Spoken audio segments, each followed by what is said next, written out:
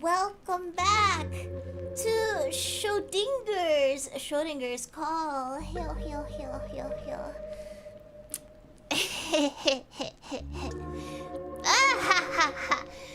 The thing worked. You guys can't see it right now, and I'm gonna save this for a different stream. But the thing worked, and now how long are you gonna stay in my stupid cafe? Get the frick out of my cafe! I also the only thing that doesn't work is this one thing that I have here. I wonder if it's even supposed to show. I don't know. But if you see something... I'm not sure. I wonder if it's even needed. Hee hee hee. Keep typing. Keep typing right now. Type. Okay, it looks like it works. I don't know what the other thing's for then. I'm assuming that is just for an overlay. But it doesn't work, so I don't know. Cool. Anyway, I'm gonna keep that on so I can keep making money in my idle clicker. One matcha? I don't even serve matcha. Actually, you'll see. My reviews are actually crap in my restaurant. But welcome to Schrödinger's call. It's been a while. I don't even remember what we did last time. But that's why we have a new chapter. So we don't really have to remember what happened last time. Yeah, just for those who didn't know, my current restaurant is reviewed as 2.8. But I think in Japan that's technically good, because if it's too good, it's not realistic. So you want to get close to a 3. Apparently that's good in Japan, guys. Not that my restaurant takes place in Japan, but whatever. 2.8 out of what? Yes. You know what? In fact, I'm gonna make it so I only serve water. Give me 1 second. Just water. Yeah, wait, I don't have enough water? Isn't water infinite? I have no idea. What are these recipes I'm unlocking? Oh, why am I serving that? Don't serve that. No wonder my restaurant's not doing well. Don't serve that. Don't serve this. Yeah. Don't serve that. Don't serve this. Don't serve that. Okay, I'm only serving what I actually have. Don't serve this. Don't serve that. That. Oh, yeah, and not that one too. Yeah, I hope my restaurant will now have a good rating. Anyway, regardless, I must congratulate you on saving Violet. Who's Violet again? That's the girl who... Oh! This was the fricked up chapter with the catfisher. No, you can get water. It's like the one thing that's guaranteed to taste good, guys. Did I really save Violet? You remember how you continued her unfinished calls, right? That was a harsh chapter. For those who need a recap, basically there's this woman who fell in love with a man. Or a dog, technically. And then, as soon as they got married, he left and kept her waiting for 3 years, I want to say. And during that time, the only reason he wanted to marry her was because he wanted her to have a family and then rip it away from her. And during that time, he married someone else, had a whole family of his own, and she was just kept waiting. And then, on the day he finally revealed his plan, he burnt her house down, and she died, feeling unloved. So it was a pretty messed up chapter, actually. He was a bird, I see. He was horrible. Like, he was, don't get me wrong, he was a very attractive bird, but he was a horrible bird. You lied to her to such an extent. Points for commitment, if nothing else. To think there was someone out there who cared as much for me. I'm glad I was born. Thank you, my first and final friend. I feel really bad for her because she was so sheltered too. So I can sort of understand that aspect. Oh.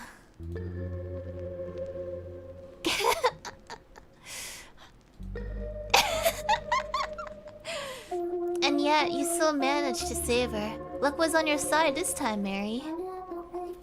It worked out, that's what matters. Salon, welcome. Thank you for being my first friend, Moonchild. She called me her friend, but now she's gone, leaving you alone once more. I still have you. Me? Well, I suppose technically speaking. I must say I never expected such words to come from your mouth, Mary. You think so? You've changed much as a person. You're a far cry from the girl that first set foot in here. What about the blue room? I found myself in that blue room again. Don't worry, they're not banned. What did I find in there again? Let me find a giant bear.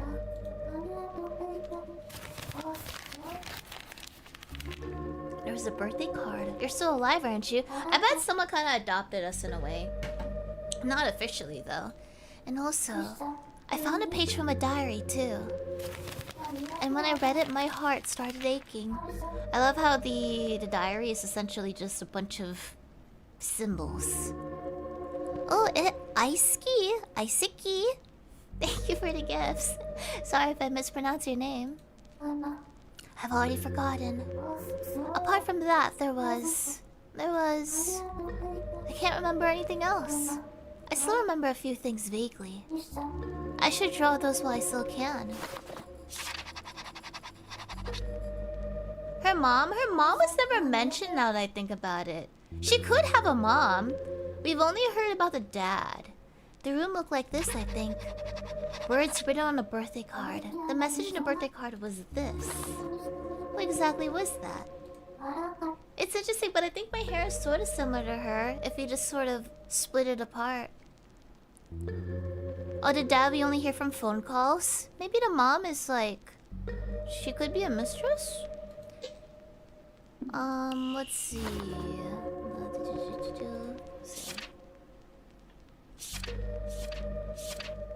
Hamma, do you know anything? You don't seem to be well at the moment. Ever since the start, every time I save someone, I end up in this weird room for some reason. Really? It always feels like a dream, though. An indicator of your memories are returning, or so I would hypothesize. Are they coming back soon? I would assume so. That room is tied to her past. Was it really my room? Most likely. My old room. I like the view from it. Seems like an attic room, though. That room is... The phone is ringing. Another spirit needs saving. Pick up your courage and pick up the phone. I'm sorry to hear about your day, Cypher. Yeah, I do like the room. I think it would get really hot in an attic, though. I feel something unsettling coming from the phone. How many more spirits do I have to connect with? Hello?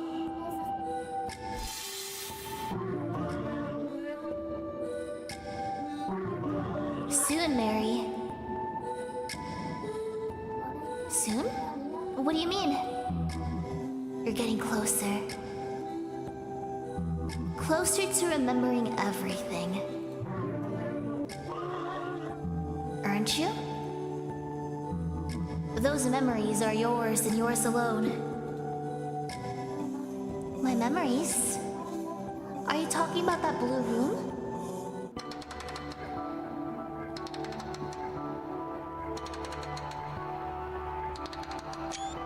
Oh hey, the screenshot sounds are back.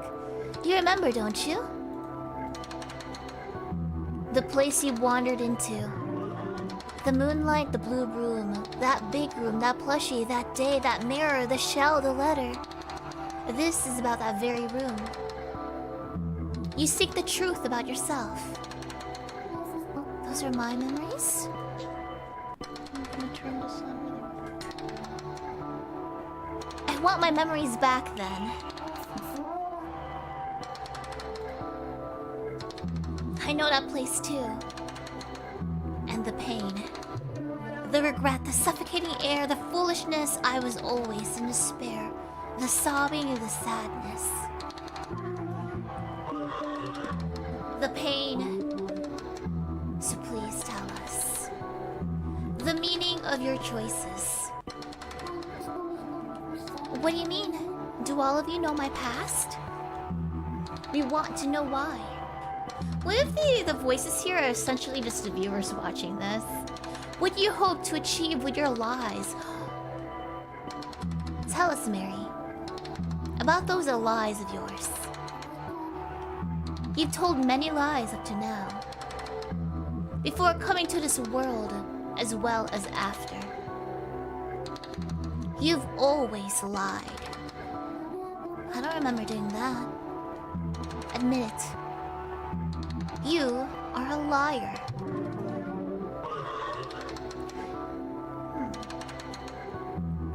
Why is it that you tell lies?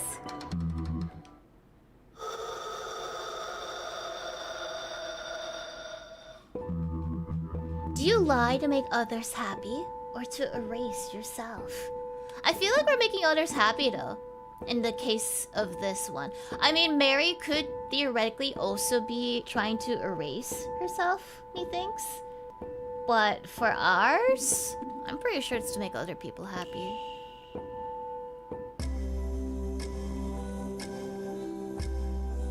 Chapter 4. I think. Was that chapter 4? I think so. To make others happy. That is why you lie? So that's your answer. You say your reason for lying is to make others happy.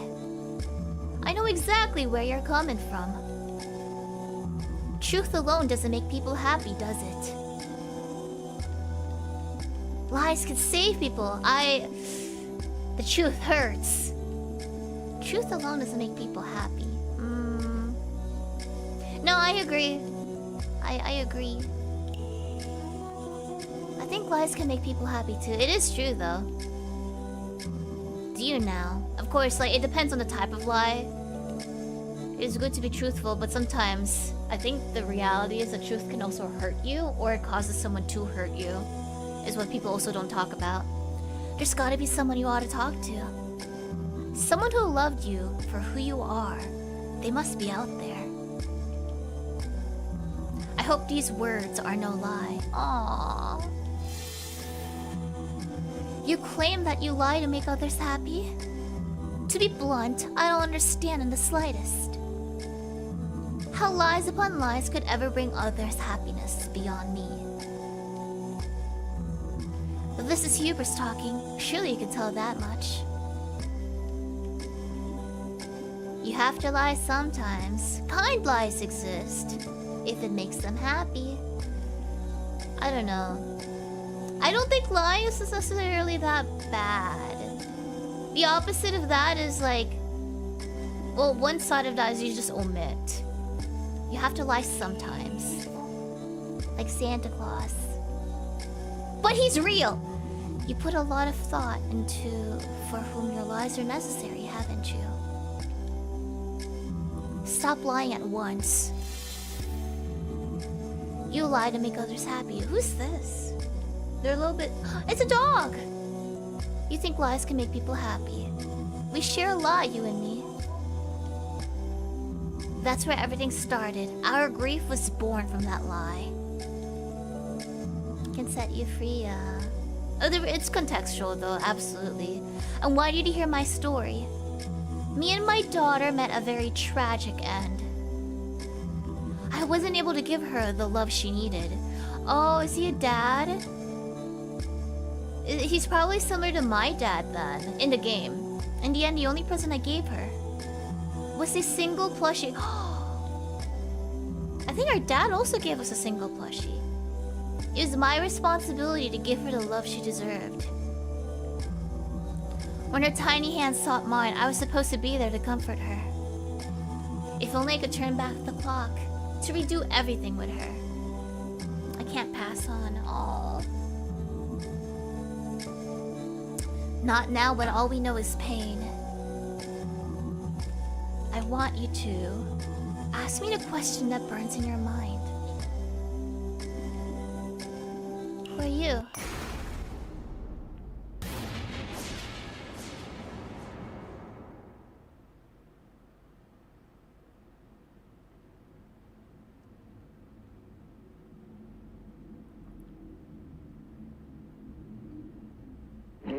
I'm Philip.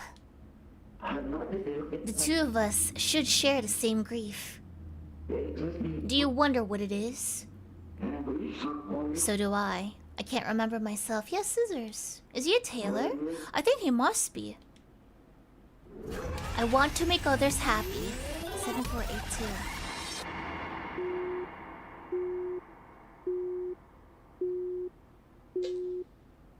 put down the phone. Or a gardener. Oh, that's true. It could be, gardening shears? I assume he's a tailor, though. Or a seamstress. Our grief began with a lie. His name was Philip.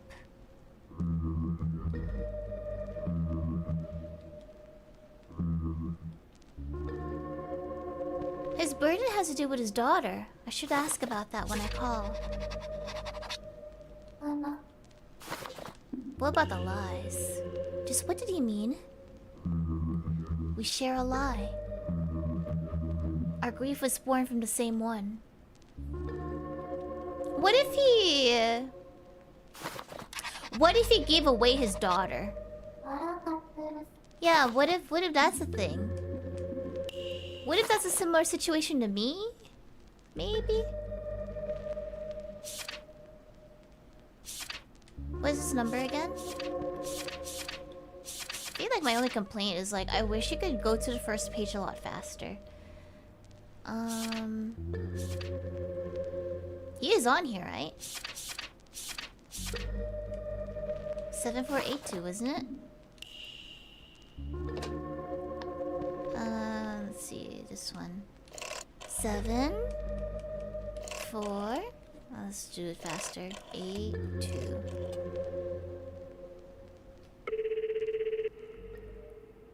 It can take a while, yeah. Hello?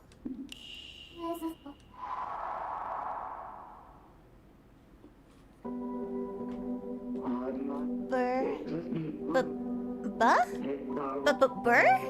Can you hear me? Burnt? What? Let's stretch this. No. I have to do something. What happened?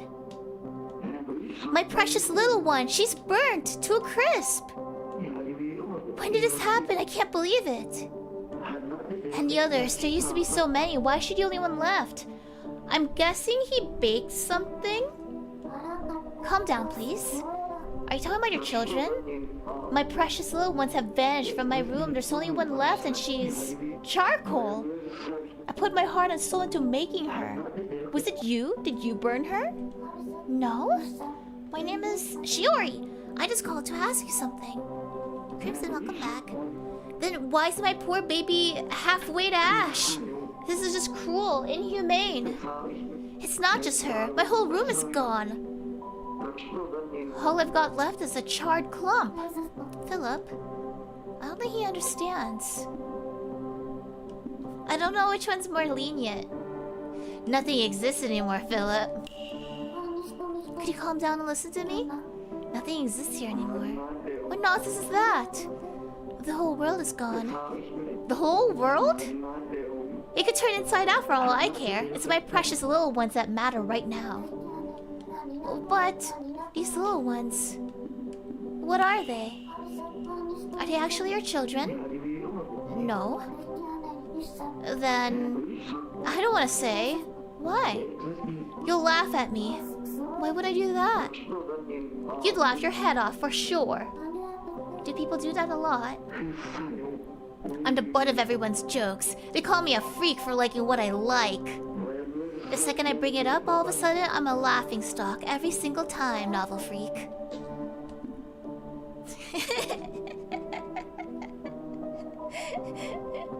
What? It's just plushies, right? Okay, but I can't promise I won't laugh. I might laugh. I can't promise I won't laugh, but tell me anyway. You're just as bad as the rest. Okay, I'm telling you the truth at least. When they see me making them, taking care of them, apparently it's not something adults are supposed to do. Is there no way to convince you? Not in a million years. Then I'll try to guess what they are. As if you'd get it right. I bet you play with dolls, you little doll player. This isn't my first time trying to figure things out. Just be honest, okay? What did they look like? Cats and bears? Wait, is he the famous plushie maker who combined a bear and a cat? Bear-like cats or cat-like bears? They look like both. I think we own one. I know someone said the very same thing. How many were there? How many? 62? I made many, many more, but I sent them off. Many different places. Where did I send them? So he must be a toy maker. You mentioned taking care of them, so you don't just make them, you take care of it.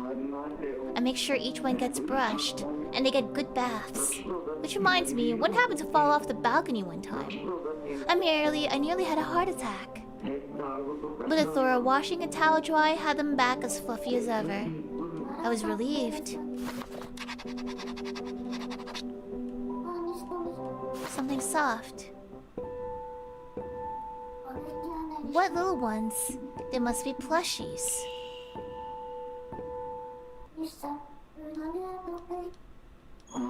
How did you... Wow! You're a detective. I'm floored that you guessed right. You like to make them. That's amazing. I'm kind of impressed. You're not gonna make fun of me? Are you like me? Do you understand it? I do! I wish I could make things, but I have no energy. So I make digital things instead. I do like plushies. I like creepy ones, actually. I like cute, creepy, cute ones. Which is redundant. I can tell your plushies must be really important. My little ones are my pride and joy, and now they're all gone. All that's left is this charred one. Is that your burden? I could have sworn it was something else. What do you mean? So there are spirits lingering in this world just like you. All of them have regrets as well. Some burden in their hearts. I like to help you remember what yours is. I do like Coraline, although the book was a lot different, I think. I think the book was darker, in fact. But if there's a reason it can't pass on, there's only one thing it could be. My precious plushies. Let me ask you for a favor. The last plushie set that I have left was set on fire. Find out the maniac who caused it. You know, I have a feeling this is the only remaining plushie, and it died in my room. Is one possibility I can think of. You're my only hope. I'll try. But I have a question. Not now, I'm grieving. How can you expect me to think about anything else? Find out who did this and fast. Gosh, he's so needy. I'll call back when I find something.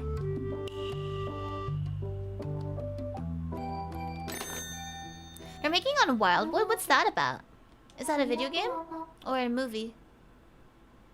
I was sure his burden was about his daughter. Unless his daughter is a plushie. Or he's a toy maker who sent the biggest plushie to me, his actual daughter, and I died. Even though he kept reading about his plushies, I didn't even get his daughter's name. He's a plushie maker and that's about it. Perhaps you've heard of Philip Schrödinger. They're the subject of fierce debate. They look both like a cat and bear. Looks like a cat and bear.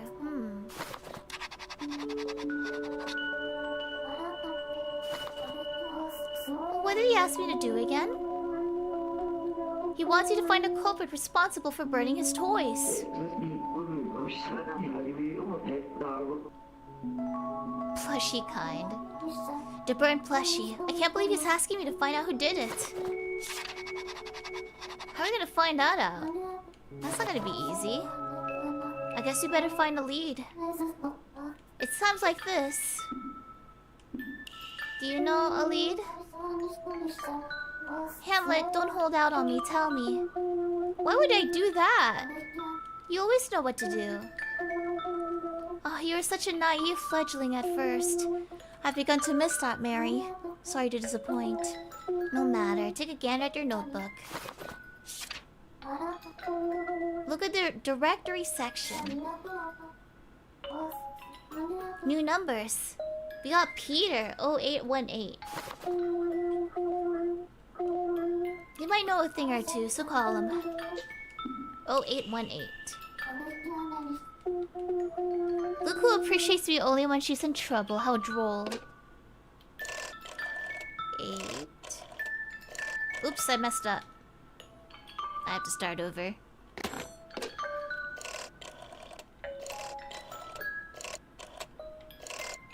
He's so needy. He's just like you guys. Who's a needy novelty? Yes, you are. At least for some of you. I like to think that most of you, or like most of you guys, are probably okay. You're not needy? You better not be. I'll beat you. Hey, boss. I'm begging ya. Give me another chance. You're needy? Oh, who's gonna get a beating? Yes, you are. You're gonna get a little spanking. Boss? No, wait. What if the neediest noveliste, I just leave you in a cage and I only go... I go with the other people who are not as needy.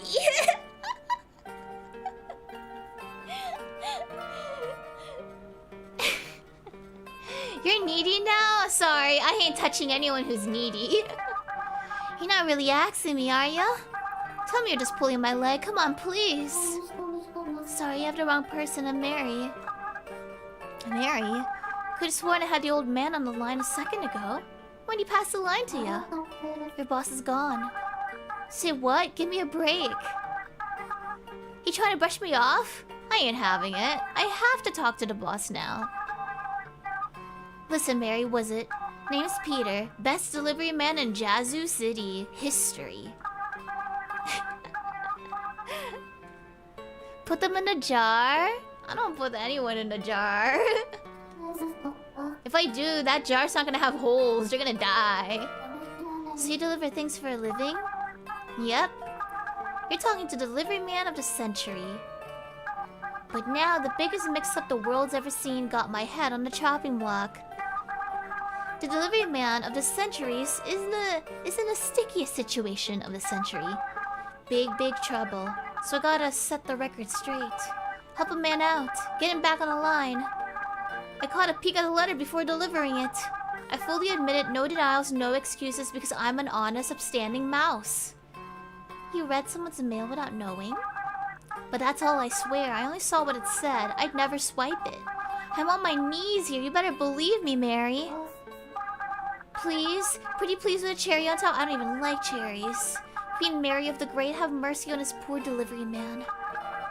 Patch me through the boss, please. If I lose this gig, I can't pay off my dad or even buy cheese anymore. I'm dead, you hear? Dead. It's all over. I'm sorry to say this, but your boss really is gone. The moon fell. There was an apocalypse. Do you understand what I mean? What? Wait, back up a little. Return to sender. That's some kind of code?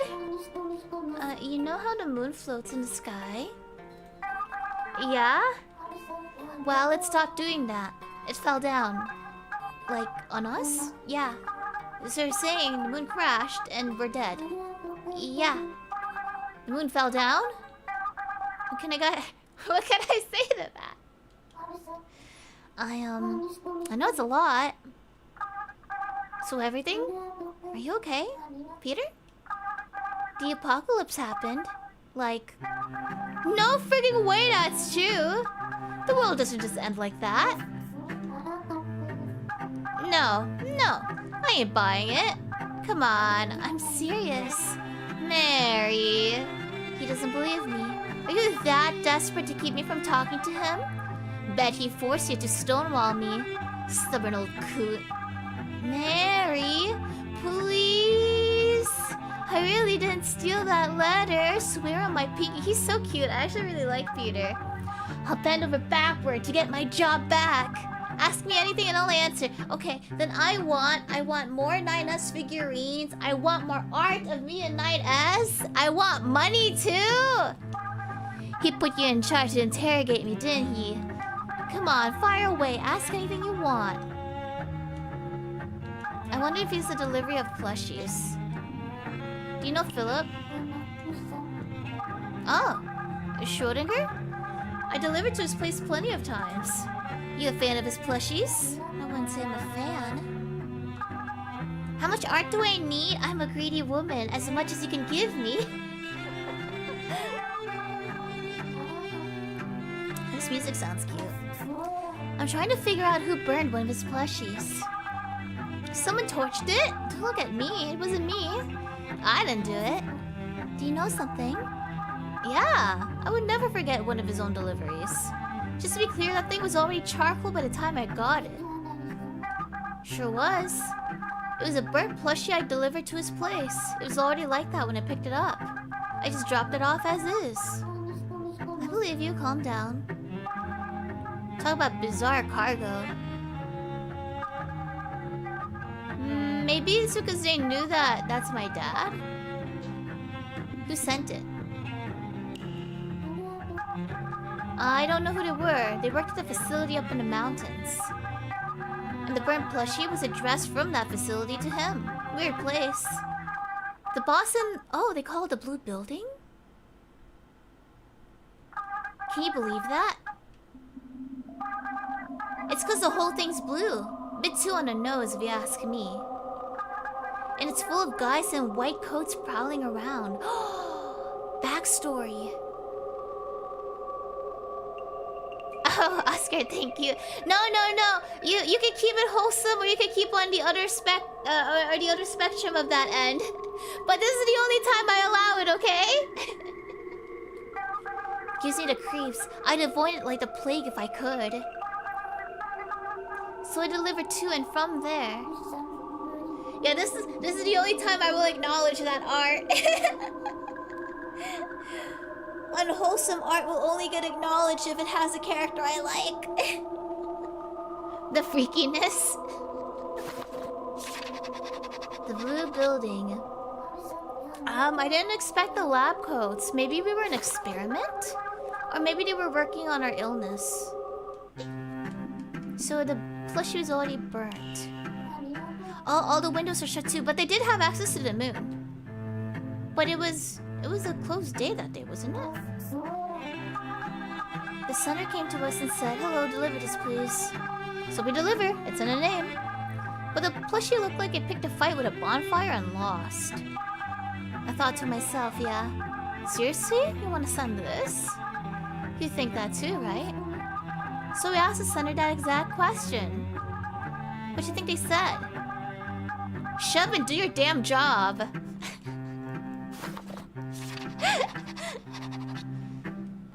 I think I should jot that down.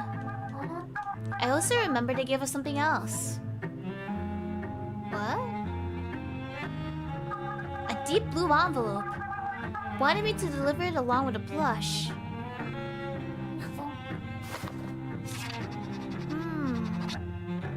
What did the envelope say? So what's the misunderstanding then? The boss thinks I swiped one of our client's letters. That's what I'm trying to say. I didn't do it. Let me be upfront. Letters are awesome. I love them. But I love being the one to deliver them so much more. Being that link connecting people is such a rush. Oh, Peter is so sweet. I like him. But I can't get that rush if I swipe them now, huh? But you read it, didn't you? You did read it, right? I did. Was that the most interesting letter? The ones where people ask for money are the most interesting. The angles, the mind games, the guilt trips, man, those things are epic. Okay, Peter. I've realized people asking for money never say sorry. They put on this "I obviously deserve it" act. He's so real for this, I bet. The fly, oh, the fly, thank you so much for the money, Anyo. I'm so sorry for asking for money. I don't deserve the money, the fly, Anyo. Thank you. Serve some pity, you know. Anyo, I should definitely not buy more tripods. I should definitely not spend on food delivery. I don't deserve it. Oh no. How weird is that? Won't do it again, I promise. He said the orphanage gave him a deep blue envelope to deliver. Knowing Peter, could he really resist taking a peek at it? No, I feel bad about it. Sage, Onyo, thank you for the gift, you Sage. Onyo. Man, I'm actually pissed with my groceries. So, the bread I ordered, it was really good. I used it for a lot of the days. But then it molded pretty fast. I was surprised. Maybe it's just like... I guess, I mean, it is summer. I wonder if I should invest in a bread box. I also feel a little bad because I keep buying more tripods because I'm trying to have a good setup for things. Because I really freaking hate mocap, man. I really hate putting on the suit here when it's stupidly hot sometimes. And it's just such a pain. So I'm trying to just get tripods that can track me. Darv, Sanacon, Pickle Man. Onyo! Onyo, guys, you don't have to. Onyo! Prevalence, thank you. Welcome back from work, by the way. I'm trying to cut down on food delivery, though. I'm just gonna get groceries. I'm trying to be healthy. Moldy bread, thank you. Thank you. I can't believe my bread turned black. Some spicy art. Leon? Nah, we don't need Leon. Unless it's RE4 Leon. But I'm good with just 9S, guys. Thank you, Oscar. Onyo! You don't have to, Onyo. Shiro, thank you. Shiro, didn't you have a collab? Or was it a different Shiro? Could have sworn I saw someone have a collab. Crush, thank you for the SC. Thank you, thank you. It's too needy. You're gonna get stuck in a cage. Okay. That was the same. Oh, congrats on your collab, my little babies. You guys had a collab. Oh my god. Novelites are starting to stream. They had a collab, guys, and I think they had VTuber avatars. Oh my god, my babies. Lexi, Tommy, hi, it's Raven. Deep blue envelope. It's so soon. I know. Look at them. They grow up so fast. You mentioned a deep blue envelope, yeah? You read it. Was it asking for money? Sure didn't.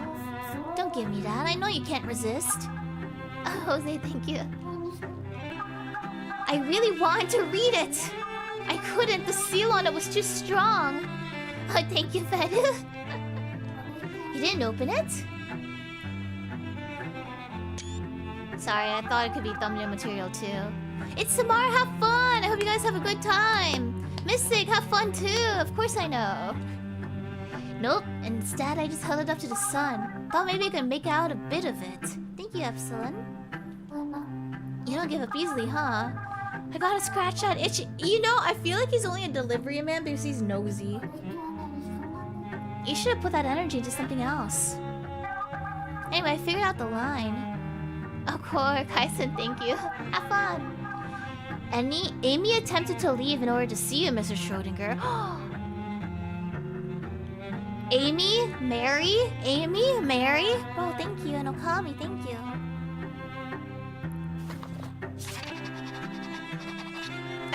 Thank you. Thank you, Irish. Am I Amy? The rest, there's no way to get the lighting right.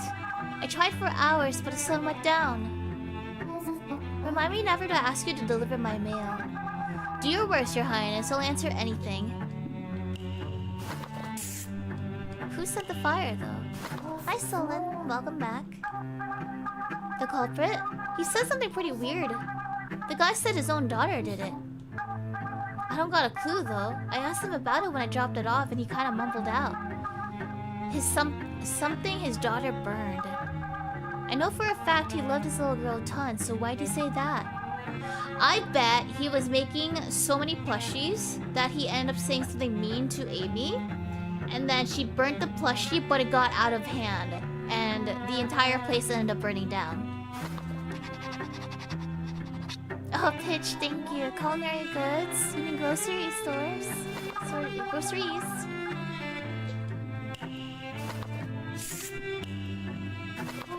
Just who is Philip's daughter? They don't live together. But she was always on his mind. Oh, ZG, thank you. Thank you. She's a good girl, too. His daughter... Where was she living again? She probably lives in a blue building. I never talked to her myself, but I heard she was as cheery as they come. He was one proud dad. If you ever got him started, he'd talk your ear off about her for hours. My Amy's the nicest girl ever, and what have you. I don't think he's my dad. There's just no way. Oh, Minnie, thank you, thank you. He just droned on and on. Kinda jealous of Amy, to be honest. Imagine having someone around who gave that much of a damn about you. I know, that's wonderful. Just once would be enough.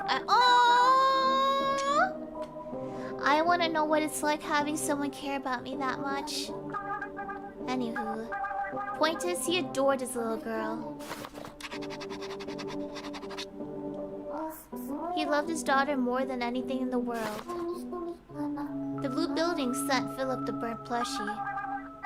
Made a delivery, so she probably lived there. Philip was always a quiet type, but he turned downright prickly after that day. Felt kinda guilty about it. Then after that, I can't remember anything. He used to brag I had a memory like a vault. Your memory is fuzzy because you're dead. Thank you, Keen. What now? Is this about the apocalypse? It might be hard to believe. You know, this whole world-ending thing, I believe you. After chatting with you, I could tell you ain't the type to cook up that kind of lie. And yeah, I just got this feeling. Something's kind of holding me down inside. Not that I can do anything about it. I just feel like I'm stuck in limbo. Holding you down? I can't remember all that much, but after dropping off that plushie, he lost his marbles. He acted strange. Yeah, do you mind figuring out what happened? I think that eats away at me, you know? He's a stand-up guy. He wouldn't get like that for no reason. I'll try. Counting on you. I'll do what I can. Let me know when you find something. We ball. He was pretty fond of Philip.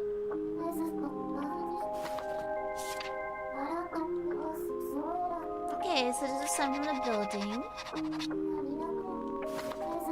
He had a daughter named Amy.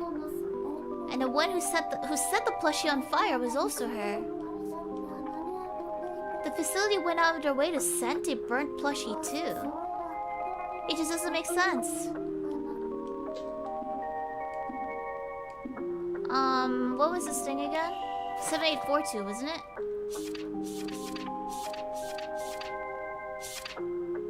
Why is it not on this page? Was it meant to be a different page? Oh, here it is. 7482. 7482. By the way, for members, hoya hoya hoya hoya! Thank you for those who did the Urban Legends homework. It's gonna be run differently compared to past years, and I hope you look forward to when that comes to fruition. It is going to probably take a little bit more time than the usual, but you will be alerted. I mean, everyone's gonna be able to see it. You'll be alerted when it shows up. So yeah, it's gonna be an exciting project. Yeah, it won't have the voting system like last time. It's gonna be completely different. So yay! Hello again. Did you find out who burnt my little one? Yeah, it's weird. Philip, you had a daughter, right? Amy? I did, I think. But what does that have to do with my poor little plushie? Oh, your new homework? For the recent homework, it is the time capsule one. I believe everyone has access to that one. So make sure to do that one. And I'll be saving that. And we'll see it next year again as well. So you can see what you said to your future self or me. The person who burnt Philip's plushie was... Oh. We should probably tell him because he has to be able to move on. I don't really believe it myself, but apparently the culprit was your daughter. You had a fun idea? Nice, nice. She's the one who burnt your plushie. I was told you said that to Peter yourself. But that can't be. I know. Setting a fire to your dad's plush gift? She wouldn't do that. She would never. She would never set fire to my poor little one. That's too far-fetched. I gave her that plushie myself, so why would she do it? She adored me. She was always trying to get my attention. Always Papa this, Papa that. I was the one who never had time for her. Busy as I was. So why would she? It's just plain impossible. Are you okay? I'm forgetting something here. A memory I must absolutely hold on to. It's slipping away from me. My head hurts. Do you know what it is? What I'm forgetting? What I mustn't forget. What in the world could it be? Why did my plushie have to be burned? Are you okay first off? It hurts. It feels like my head's splitting open. What happened between me and my daughter? Why can't I remember? Do you remember a deep blue envelope? I wonder if he should remember at this time though. Maybe later on, but he's gonna spiral and we just don't know enough. You don't have to remember. I have to. Nothing else matters. Where are my precious memories? Alright. We're gonna traumatize him. There was a letter. The blue building. That's where Amy was living. She was taken away to the blue building. That's why we lived apart. She was taken away. Oh? What was she doing there? I can't remember. Is there any way I can jog his memory? I like the music here.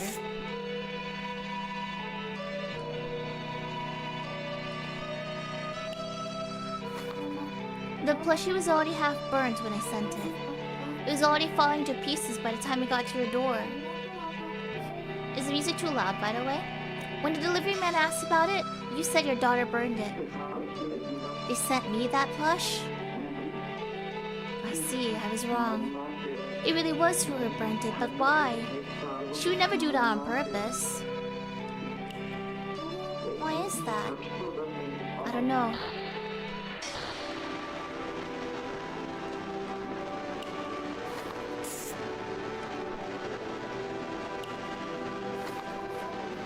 She tried to come visit you. A little bit, but not bad. I can reduce it by 1. Let's do it like this one, because of the static. If it ever becomes loud, this is no... you may at me, but only during these. Don't at me anytime else. You may at me here on the YouTubes if the BGM is ever loud at any point in the stream. Do you remember that? Did you manage to see her? She tried to. I see now. She tried to come see me, and then... my little one went up and... because she visited in the daytime! What is this burning pain? I have to remember now. I'm so close to remembering. It's a facility, Mary. They gather children there. Special children. Wait, okay, I don't think he's my dad. I think he's just one of the fathers. They all suffered from a rare condition. That's why she had to go there in the first place. And she broke out to come back to me. And somewhere along the way, the plushie got burnt. She didn't try to set it on fire. She didn't want it to burn. But it did burn. Because it was next to her. It burned along with her. Oh, she just wanted to see her dad. All because of her condition. Hold on, Philip. No way, was she?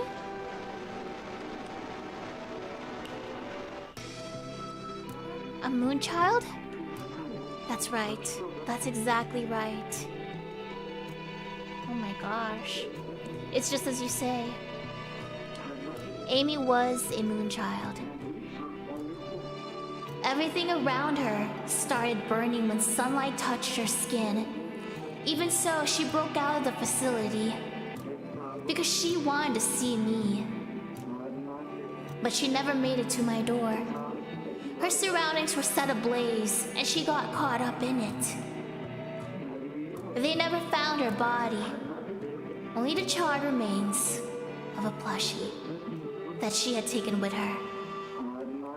That plushie was the only trace of her left. That's terrible. Don't tell me, is she?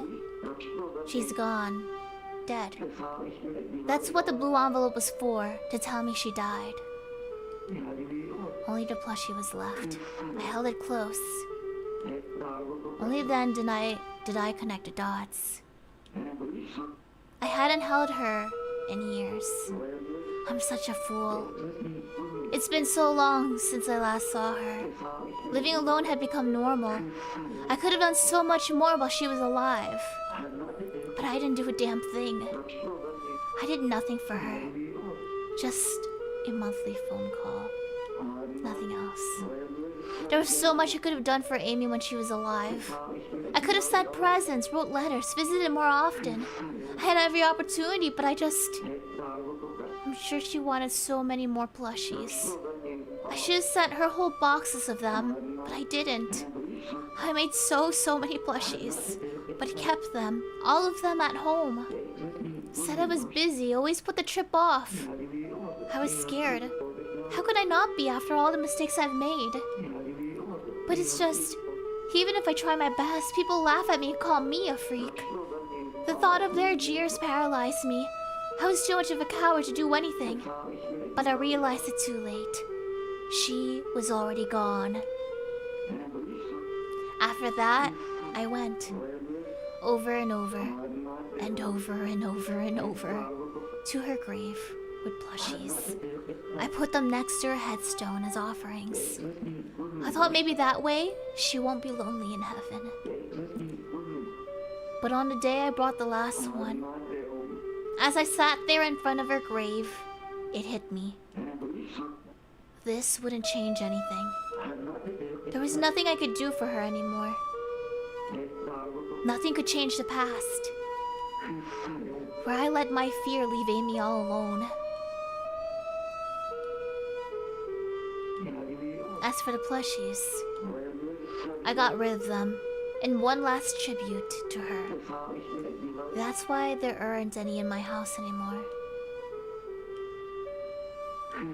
That's everything I remember. I'm a failure of a father. A useless, cowardly fool of a man. You couldn't have. I need some time.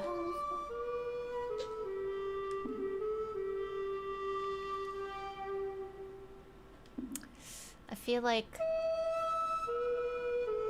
I don't want him to spiral, but I also feel like I don't know. I'll call you back sometime, okay?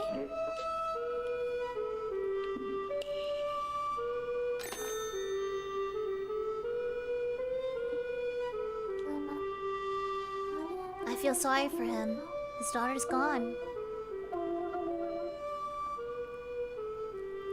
I advise you to steel yourself. That call is upon us. Wow, this was short! Oh no, this is the other one. The unfinished call. Recalling his daughter's death could not have been pleasant. I rather doubt he called his daughter. He really loved her, didn't he? True as that may be, the timing is off. He stated he visited her grave many times. So this was way before the apocalypse. This is the closest you came to crying? Oh, you were working at the time? I need you to cry right now, Sanakon. I feel like... What did I cry hardest to? Probably the first one and the second one. Because I think in the second one, he realized that he's been calling over and over again. And it was kind of, like, hopeless? Or did I cry every chapter? I don't know. Someone remind me later. The first two? Okay. Philip was on the phone with someone, but who would be on the other side? Couldn't be Amy. I'll cry this one too, thank you. That's why I need a day off after Schrödinger's call. I also have homework, so... Fly, thank you again. I was too mad to cry at the third one. I had to be strong for her. Her story was like fricked up. Philip had been carrying a receiver with no one on the other side. That was an anomaly though. Then who was he talking to?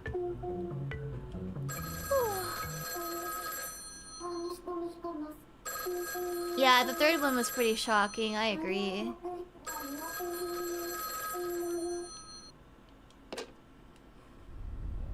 Hi Ed, welcome.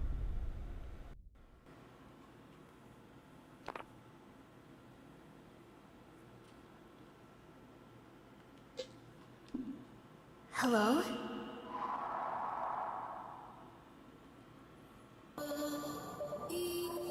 Help. Papa? Who is this? Papa, it's me. Amy. You have the wrong number. No, I don't, Papa. Don't hang up. Did you forget who I am?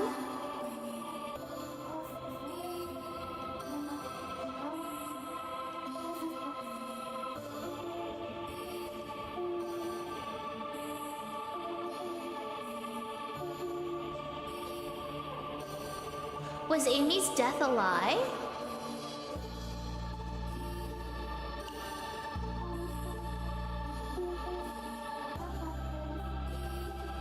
The sender lied? Did you forget who I am? Find another target for your sick jokes. Goodbye. Please don't hang up. I'm alive. I didn't die. Daniela lied about everything. Daniela? Who is that? Are you trying to tell me Amy has been alive this whole time? Yes! Don't you believe me? After all the times we've talked? Don't fall for her lie.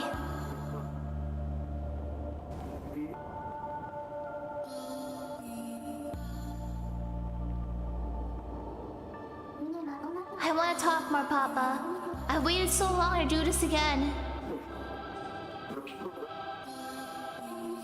I can't hear anything. Distortions in the unfinished call. Perhaps his memories are still hazy. Papa! Papa! There's so much I've been wanting to say. How could I forget?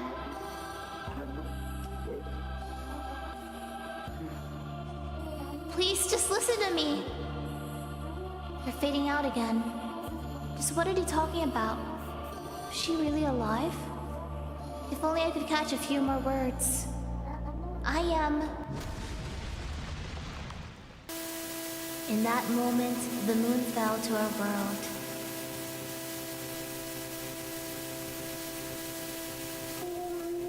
Hang up for now and organize your thoughts. I'll attempt to do so as well.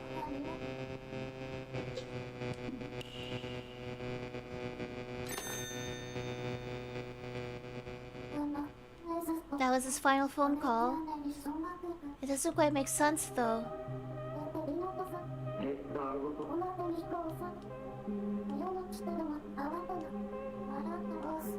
His daughter, when did she die? Supposedly before the moon fell. Well before that. Then who was the girl he talked to? The one who died may have been me instead? Philip said she had the wrong number at the beginning. I mean, his dead daughter can't exactly call him. And then who's the girl Philip was talking with? So Amy never actually died? But Philip was so sure. You were saying that Amy never passed away, but Philip was certain, huh? Someone had been... they had to have been lying. I wonder what convinced Philip she was dead. There must have been someone who told Philip that his daughter has passed away. Maybe it was a Daniela person? The blue envelope said, Amy attempted to leave in order to see you. It doesn't quite confirm her death if you think about it. But then why did they send a burnt plushie? It just says that she came to see him. She attempted it, but not what happened after. Maybe he lied to himself. Yeah, how would he know?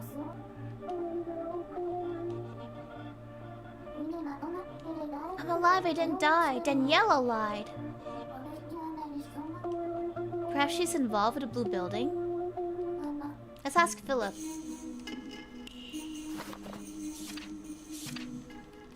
Let me also try to find Philip's thing. Philip is... Sorry, Peter. 0818.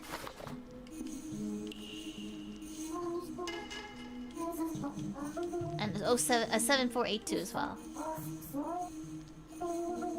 This one's a completely real call. Huh.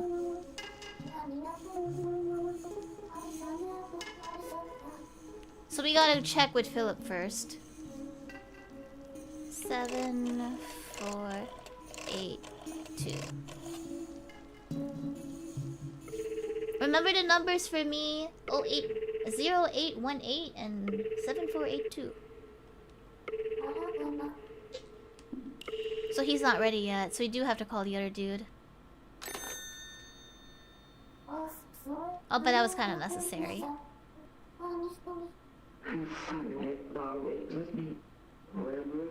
Leave me be. I need time to think. Okay. Let's call the other dude. Oh, maybe it's Daniela. Yeah, but finding him in a book and going through that many pages is so much work. Hello? Daniela? Wait, she looks like a scientist. Mercy me, could it be? Is that you, Amy? Am I being mistaken for Amy? No, I'm Mary. You're not? Just a stranger then. I must say, what a stunning surprise. Your voices sound nearly identical. That's probably why they mistook the deaths. I was the one who probably actually died. And she mistook it for the other girl because we sound similar and the screams, but she couldn't confirm visually.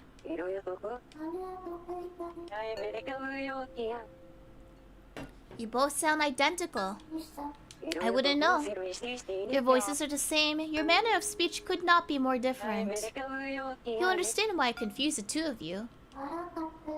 You know Amy well enough to recognize her voice then. May I ask your name? Daniela.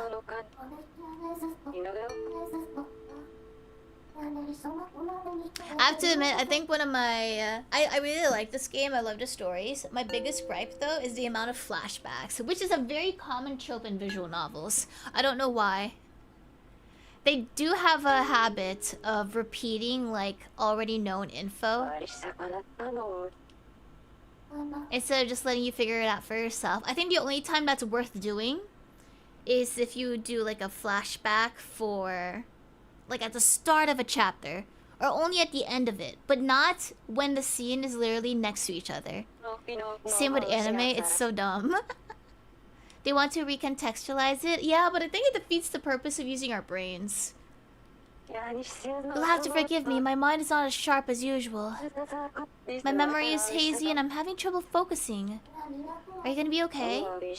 Why is my mind so jumbled right now? So she's the one who lied to him. Are you sure it's about the lie? Have you told anyone so-and-so is dead when it wasn't true? Could you rephrase that? Have you ever said someone was dead when they were actually alive? To try and trick someone through a letter, maybe? Have I claimed it?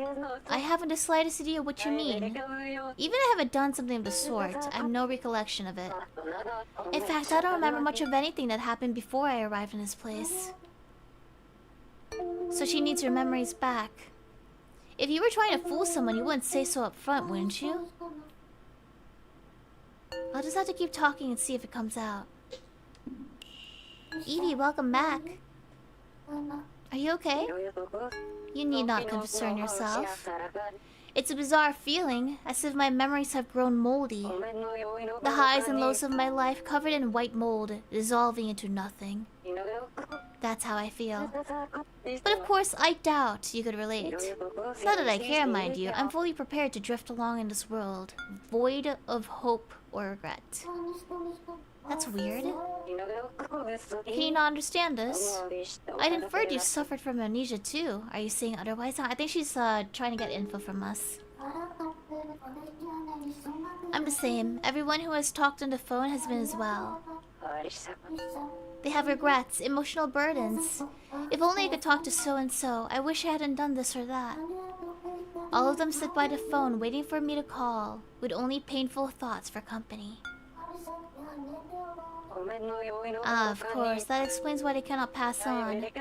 Humans are such sentimental creatures. I understand. You spent a great deal talking with everyone. I couldn't imagine myself doing the same. I refuse to listen to the sob stories of strangers for hours on end. However, she also has regrets because she's here. I prefer to simply observe them. Pure, unadulterated observation is ideal. Feelings never muddy the equation. No emotional twinges or plucked heartstrings. A simple work ethic, don't you think? Is it that simple? You probably have your own bias, though. I don't know. Isn't it more enjoyable to observe people than to waste time empathizing with them? Even now, my points of interest continue to grow exponentially. My attention focused on every detail, your voice, respiration, your wording. What's on your mind? What do you hope to achieve? I want to observe you longer. I'm most interested in our conversation continuing. Tell me about yourself. Well, there was an apocalypse. I happen to be much more calmer than you at the moment. The moon fell and wiped out the world then. Or, well, that'll happen in 21 nanoseconds, so technically not yet. Clarify what you just said. The moon fell. Fine, I'll engage with this in good faith. To confirm, when you said that, was that a metaphor or an observable phenomena? It physically fell. What a vivid imagination. My interest in you has risen. You are an intriguing subject. Other people have trouble accepting it too, so it's fine. I don't get it myself. Have more confidence in yourself, Mary. I can vouch for your imaginative prowess. It's truly fascinating. Now, what kind of upbringing could have nurtured such a mind? The very thought excites me. You claim the moon fell, but did you actually see it? But then she's gonna wonder who Hamlet is. Hamlet said so. I didn't actually see it. In that case, have you considered there was an angle to it? Who is falling and the moon is... moon is... We fell from a balcony! We fell from a balcony, which is why the moon... If you're falling... Hold up. If I'm falling... If I'm falling and the moon is falling... Does it look like everything's falling? The world itself can be turned on its head based on the perspective of the observer. Is the moon falling, or is it we ourselves who are falling? None can say for certain. We've already lost our eye for observation, is it not so?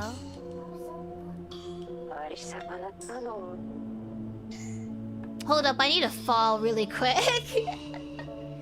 I need to find a balcony and think about it. So if the moon is over there and I'm falling over here... Excess confusion in the subject will yield inconsistent results. I'll let my excitement get the better of me. Continue. Can you tell me about yourself? I'm Daniela. Tell me what you remember. There's only one scene I can recall. Me observing something every day. That was my assigned duty. What was it? You know, the factors were always constant, the time, place, and subject. But what was it? So it was only to look at one thing? Yes. That said, the nature of it escapes me. You're probably looking at something alive, right? As in an animal or plant? You have a wonderful perspective. I'm positive the subject was very much alive, but that's all I can remember.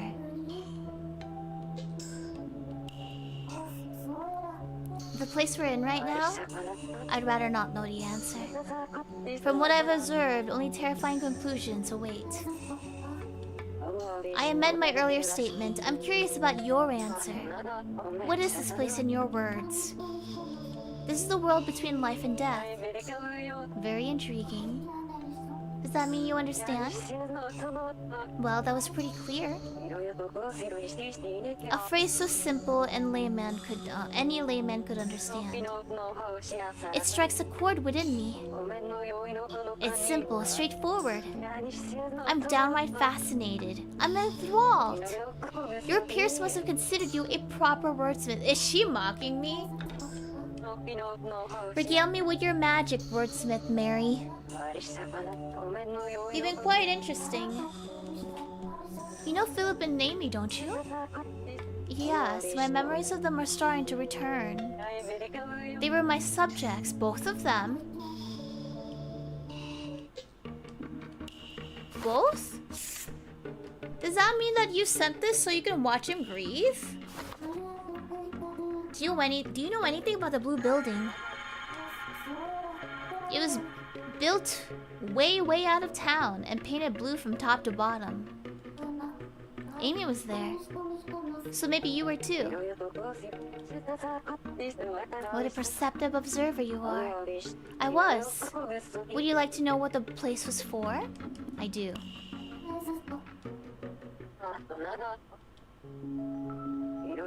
This was a secret facility meant to prove or disprove phenomena induced by the Moonchild condition. It brought in moon children from across the world for 24/7 observation. That seems very dangerous though. Unless the place was not flammable at all. This was a rare condition in which a youth induces fire in their surroundings through no volition of their own. However, as no one has witnessed said phenomenon at the moment it occurs, its existence cannot be proven. The effect never triggers while observed by another individual. Oh?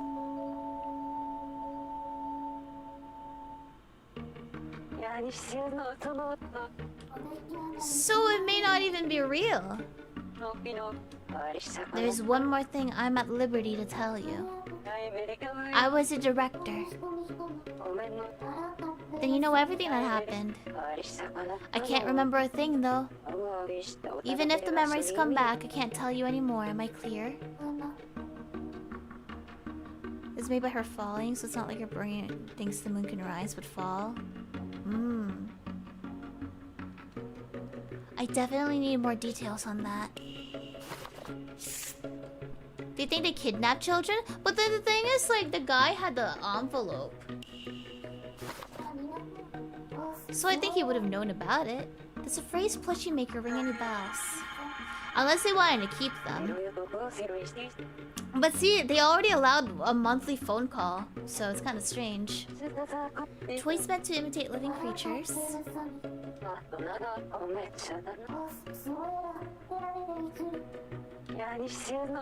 I have no interest in plushies. It was just an observation inside the building? I think so too. I don't think it was kidnapping. No matter how long inanimate objects are observed, no interesting discoveries ever come of them. They're predictable. Even less. So she doesn't care about him. What about the Amy? So what do you know of Amy? She was a subject. I kept a close eye on her. But I remember nothing else. Even if I remembered, I couldn't tell you anything. I need anything if you could tell me. I'll tell you later. Results cannot be made public unless several conditions are fulfilled. And those conditions have not been met as of yet. She's holding back on me. You are not offering. Oh, maybe we met it just now? She was under my jurisdiction, a moon child.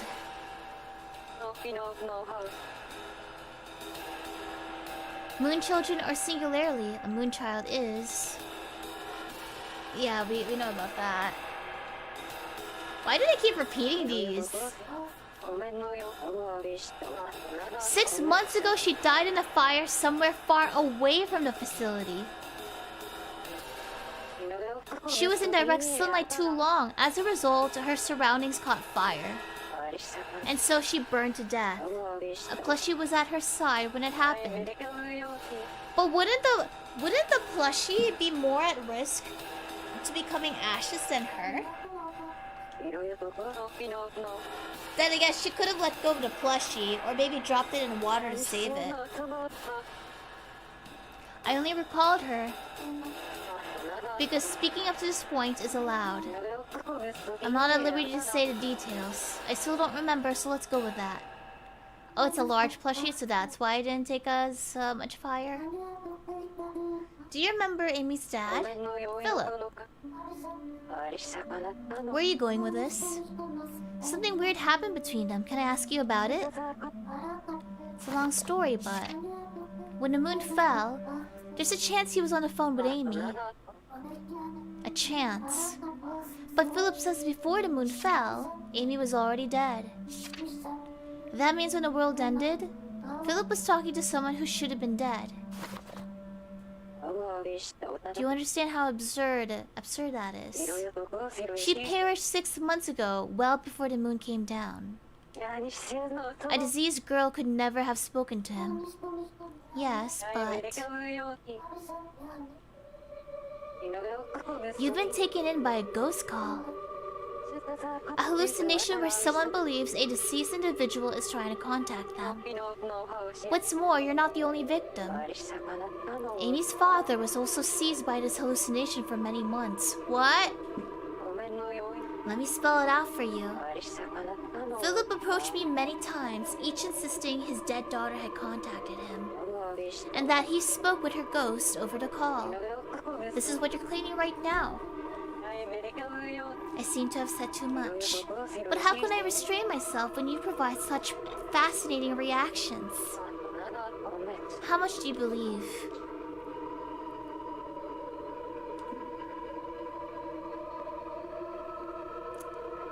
She says she only observes. But all the other people we met... I don't know. I don't know yet. I can't believe it right now. Find out who's lying. I do think she is the director, though. I'll believe parts of it. But what she's saying right now, I don't know.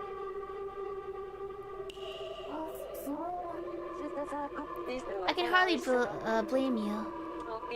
I'll be hanging up for now. I don't really know who you are.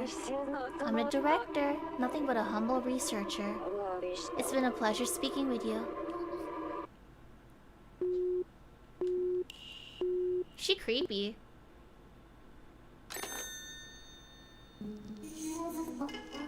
Well, she was certainly unique. It felt like she was hiding something, though.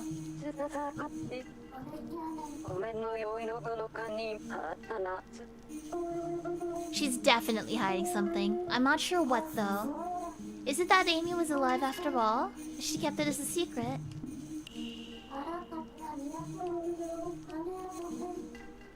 I can't put my finger on why she seems so suspicious. I'm just a humble researcher. Talking with her felt really uncanny.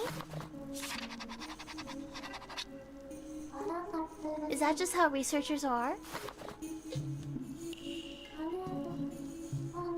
She thought I was Amy at first.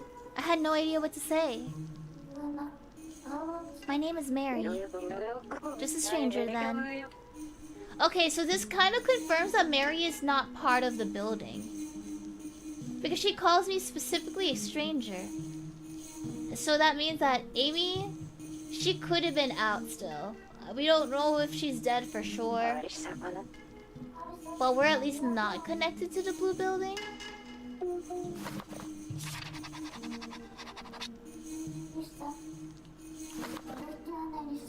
I'll see if Philip thinks this as well. What would be the point? If I sound out much like someone he really cared about, he'd be happy to hear it. Wouldn't he have opened up with that though? If he sounded similar?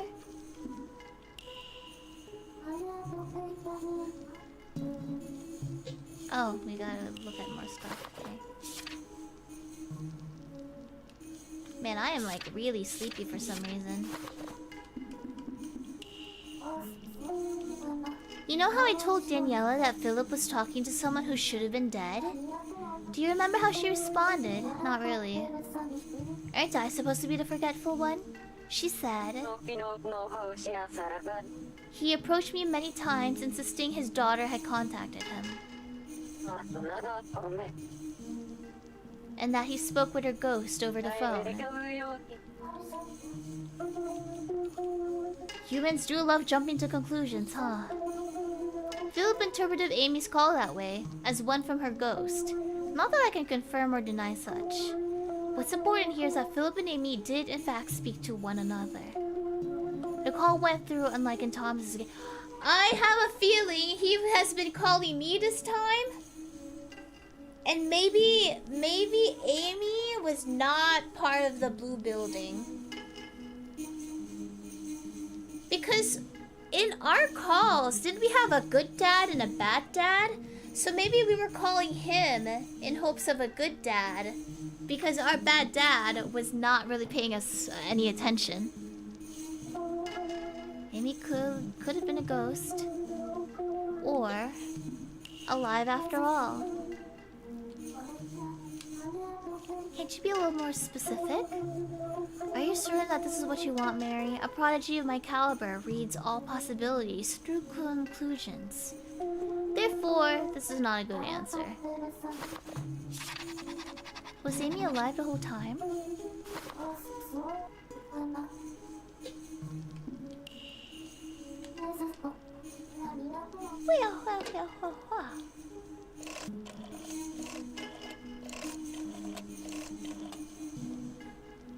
But then you can only call someone if you're in the same building, and she doesn't seem to recognize me. I'm not sure.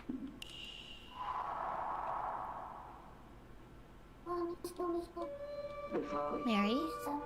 I'm glad you picked up. Can we talk a bit?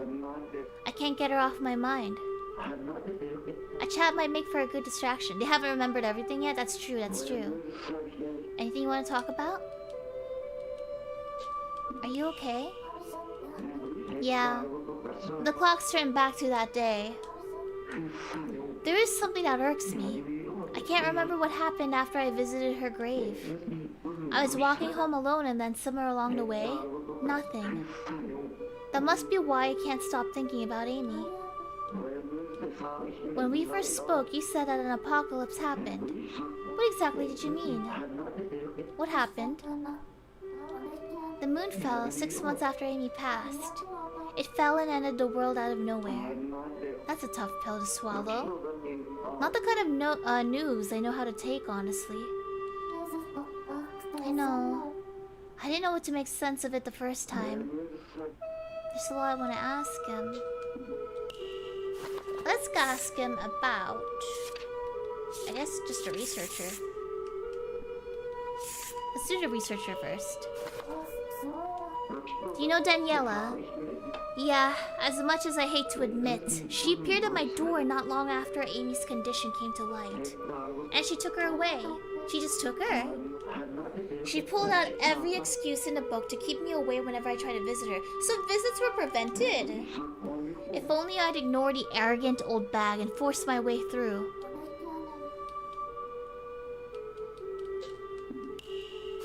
It does sound a little a bit like a kidnapping at that point, but I did allow phone calls. Bringing it up right now would open a wound. Does your voice sound like mine? Or who is he really talking to? Okay, not yet. I know this is strange, but do I sound like her? Like Amy? Yeah, your voice sounds exactly the same. Your mannerisms are different though, so I never noticed until you brought it up. Now I see. That's why hearing your voice is so reassuring. Listening to your voice is calming somehow. You too? Well, I'm glad to hear it. Anything else you'd like to ask? You don't need to walk on eggshells around me, I'll be fine. Alright, we can finally get to the main part.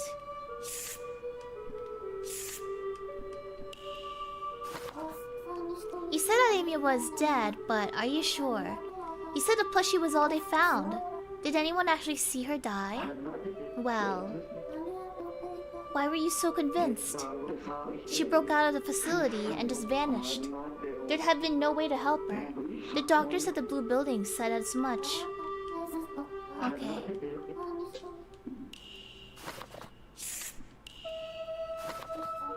Remember how I said that the moon fell? Truth is, at the very moment the moon came down, you were on the phone with someone. Do you remember who? I mean, like I said, the only thing I remember after she died was visiting her grave and nothing else. Something doesn't seem to add up right. I know it's impossible, but... About the call I mentioned, the thing is... The person you were on the phone when the moon fell...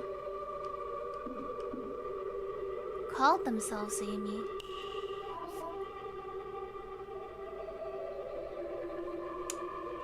Called themselves Amy. Daniela lied. Unless... No, it couldn't be me, because I think we died. Oh, but... No, I think it could have been me. I think Amy might have actually died. And that we lied about being Amy because no one else was there to save us. Maybe we were always pretending to be Amy for the phone calls too? Didn't you say Amy died? Yeah, it fell half a year after she died. But you were talking to her when it fell. But she was dead, wasn't she? She should have been. Now I remember. Long before. Did something else happen in the past? I was on my way home after visiting her grave. There was a full moon that night. I called her room at that facility. With her gone, the emptiness... I think he called us! The emptiness got to be too much for me. I dialed a number to the old room, a number that would have never gone through. I sat there listening to it ring and prayed like there was no tomorrow. I didn't care what answered, a ghost, a demon, or anything. Just please pick up. I never wished for something so hard. Then someone did. And the place was on fire, maybe? Hello? Did someone just say hello? It can't be. Is that you, Amy? It's me, Papa.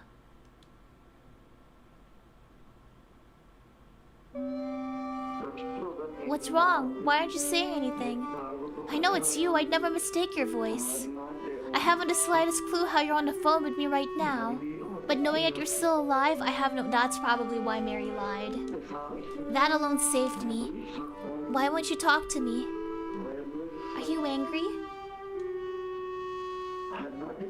I've got just the thing. I've been wanting to make up for the lost time, Amy. So we'll chat as much as you want, okay? I'm not touching work for the rest of the day. We can chat until you doze off. Will you forgive me? Was it just wishful thinking on my part? Are you really gone? Let me hear your voice. I must have been hearing things. You don't have to say anything. I'm so sorry. Everything's all my fault. I might never see you again, never talk to you again. When it finally hit me, just know that today, I want to talk with you until you've had your fill. I've got an even better idea. I won't work today or tomorrow. We can chat the night away. What's wrong? Did something happen at the facility? It's okay, you could tell me. Did Daniela get angry with you? Please listen when I say. You can talk to me about anything, anytime, no matter what it is. We'll figure it out together. Is something bothering you right now, Amy? That's it. I know why you're angry. The last time we talked, you said you wanted to be a plushie maker just like me. And I said, keep dreaming, kid. That was a horrible thing for me to say. I'm really, really sorry. I was wrong. Everyone has a right to do what they enjoy. Look at me. I started as a hobby, and now they praise me as some sort of a master craftsman. You can eat what you want, live where you want, wear what you want, and live how you want.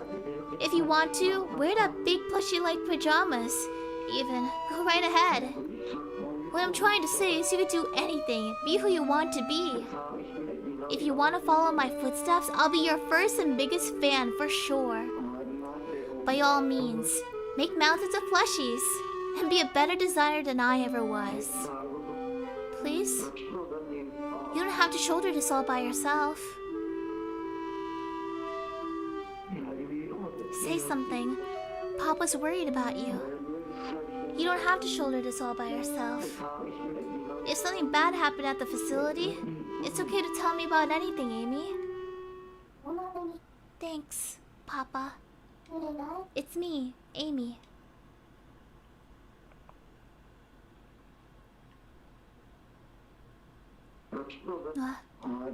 Amy? But that's... Is it really? But you're dead. How come you sound so alive right now? Are you crying, Papa? Amy. You don't hate me, do you, Amy? You're not angry at me? You were the nicest father a girl could have, Papa. But I couldn't do anything for you. You made that plushie for me, remember? Yeah, but that was one thing. I should have come visit you at least once. I wonder if this is like a rewind. Or maybe like a different caller.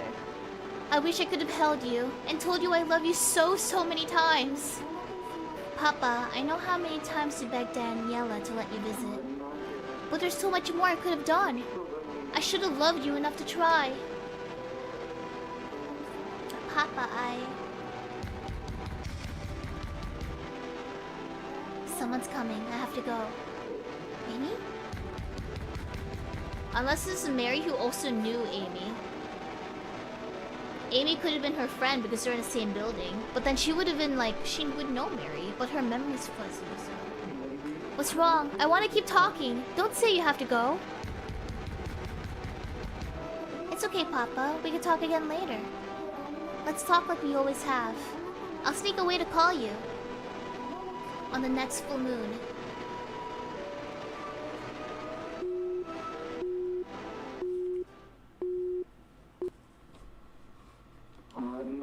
That's when the phone cut out.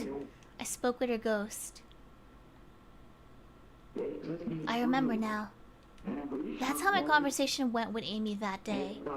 Even after she died, I did speak to her on the phone. She came back as a ghost, just to answer me. She was talking to you. Did she call you? Did he go through? I'm not sure. What did I do after? I wish I could remember more. Is there a way to jog my memory? I'm sure you called her later. But I don't remember doing so. Maybe there's a way I can help you remember. I'll try to find something.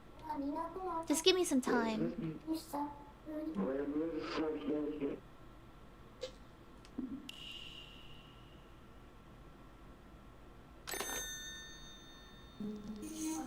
Amy's ghost. Philip insists he spoke with one, but... Are ghosts real? I don't know. My realm of expertise lies between life and death. Isn't that exactly what ghosts are? Far from it! Ghosts are the essence of the dead. The wholly, completely, truly dead. I guess you're right. At any rate, while I cannot help you, hypothetically speaking, perhaps she was alive and well after all. So not a ghost. The complete opposite, a very much alive Amy. And Philip jumped to the conclusion that he was speaking to a ghost. That's a far more rational explanation in my opinion. It's a big world out there without thinking Amy was alive. Wouldn't thinking Amy was alive be more rational? Then assuming Philip to be the only one capable of speaking to ghosts. But why all this trouble to think she's dead? Maybe there was a cover-up? The blue building, remember what Amy said? Please don't hang up. I'm alive, I didn't die. Daniela lied about everything. She works at the blue building. Did she pretend Amy was dead to hide her away?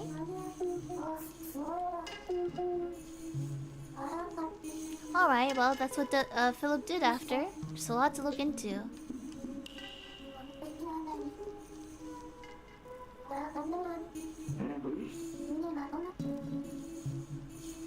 Huh. You have the wrong number. He didn't think about her voice sounding similar to Amy? But then that other conversation sounded weird. If he was expecting calls from his daughter, the first time dead Amy called Philip was that some time passed. Weird. This film is so different. I did happen to notice something strange. During the phone call, the conclusion was rather...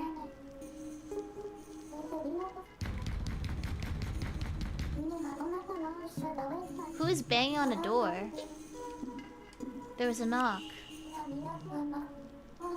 She ended the call in a hurry like she was hiding. Something is clearly amiss.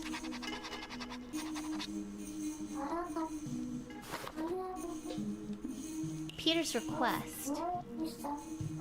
We should go talk to Peter, it's been a while. He asked me for the favor. Find out what happened to Philip. Okay. Sorry if I'm going through it fast. I'll summarize it for you. What was his number again? 0818, wasn't it? 08. Yeah, I'll paraphrase it for you guys. I'm having the inescapable sleepy eepy right now. Thank you for the number. Good job. Hello? You think Peter was bribed? I don't know. Peter seemed very passionate about letters. He's just nosy.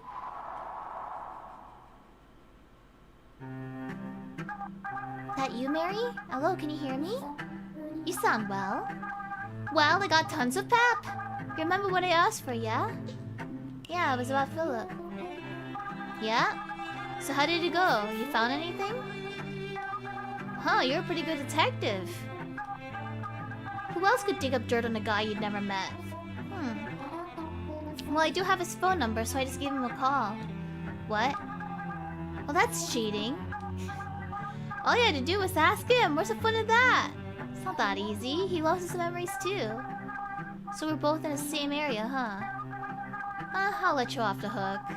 So what did you find? Bet it was something bad and foreboding. It's driving me crazy here. Well, what about the foreboding sight? I know Philip was there soaked to the bone and about to bite the big one. Wait, what? The memory ain't clear. He was drowning? A guy could use a pick-me-up. Did he try to off himself? Not to change the subject, but did you read anything funny in the letters? Well, there's too many to count. I found a love letter written by a big shot composer once. Big shot composer? Not the playwright, I assume. Nearly busted a gut laughing. What was so funny about it? Well, it was... Okay, that is kind of funny. The whole thing was just pages on pages of smut jokes. Who does that in a love letter? This is a guy who's filling fancy parlors with beautiful sonatas, writing about bare-assed love. Bare ass. I'm screenshotting that. My sides. Oh, you shouldn't laugh at people like that. I dedicate my bare ass love to you. Can you believe these people exist? Comedy gold. I guess so. Did he really write that? Might have stretched the truth a bit, but it got a laugh out of you. So, you ever gotten letters in the mail? I wonder. I'd love to deliver them to you myself, but then you'd have to peek at them. Let's see. Oh, Myers, welcome back. And Epi, in case I didn't say it already, welcome back. So, what's in the notebook? Let's see. Let's go with a deep blue envelope. About that envelope? The blue one, yeah? You see, it was... Well, we don't really know for sure if Amy's truly dead. I think she is, though. Do I have to tell Peter the truth? I don't want to spread something that ends up being a lie, so I'm gonna stay silent. My gut's telling me it's what led to everything going south. I wish I knew. Everything just went screwy around then. Things got weirder after I delivered it. You gotta tell me. What was in there? Well, I can't confirm for sure. That's why I was really hesitant on saying it. It said that his daughter is dead. Talk about dark humor. That plushie was for him to remember Amy by. No wonder he nearly broke down. He was always bragging about his little girl. I remember him calling her his little ray of sunshine. But also just more to the story. Do you know about the researcher? Daniela. Oh, don't remind me. Did she say something to you? No, but her eyes gives me the creeps. There's something about them. Like one look and she'll eat you alive. Old Bat eyeballed me like a juicy steak dinner. Sends chills down my spine. Really. I'm telling you, she looked at me once and like... She had a tasty morsel just walked in, looked written all over her face. Oh. You really think so? 100%. Kinda shocked I made it out in one piece, honestly. What you mean? More.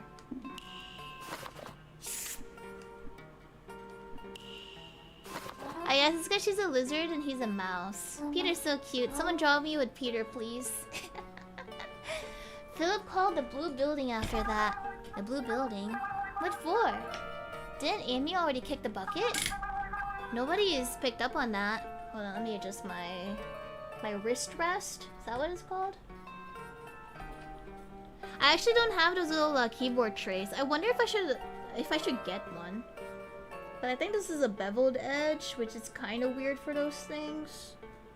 I don't know. It's probably not needed. Amy did pick up. What? Did you lose a marble or two? You told me she was dead not 2 seconds ago. But the girl that picked up and said she was Amy? I think it was her ghost. You know, thinking back, I'm pretty sure he said something like that too.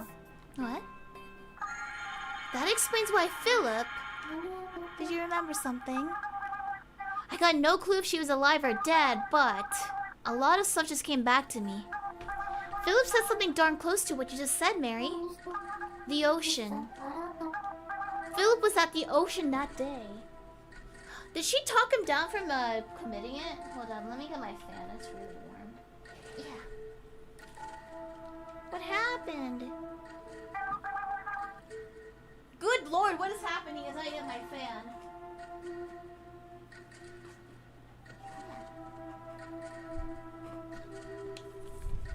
There's a storm blowing back then.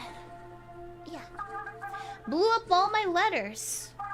I went all the way to the pier chasing them, and then I heard something splashing around in the water. I went to check it out. A lot of fans in the stream. It's because it's so warm in my computer. And I saw Philip drowning. I dove in without a second thought, focused entirely on saving him. I grabbed him by the scruff of his neck and swam back to land. Philip was soaked to the bone, practically on death's door. Scared out of my wits, I was. Thought he'd die right in front of me. Guy could hardly breathe, yet he was clinging onto a seashell like it was worth more than his life. Even on land, he couldn't stand straight. Had to carry it. Why was the seashell important? The seashell? Unless the seashell is supposed to, like, help with Moonchild syndrome, I don't know. I yelled at him, obviously. The hell's wrong with ya? I wanted to get my daughter a birthday present, he said. Cracked me a tired smile and showed off the conch shell like that he was holding. Amy wanted one of these. Like he was proud of what he'd done, even when he was drowning. Even when he could hardly stand. He wouldn't let go of that shell. Stupid idiot. He couldn't even swim! A second too late and he would have died. Yet he kept grinning like a darn lunatic. I'd heard him, he died, so... You idiot! Your daughter! Your daughter's already... But I couldn't say it. I should have told him your daughter's dead. Rip the bandage off! Should have beat him into it. With how stupid it was to risk his life for someone already dead. But looking at his eyes, I couldn't bring myself to. He was convinced she was still alive. Even spoke with her ghost on the phone. It's just like you said, Mary. He told me. No, I really called her yesterday. This time I will fulfill my promise. He didn't know what to do anymore. But dashing his hopes like that, I couldn't do it. So I helped him prepare the present. The two of us stuffed cotton in a shell to keep it safe. Cotton? We even prepared a birthday card. The birthday card! We have a birthday... Wait, the blue room. We had a birthday card in our own thing. I was right.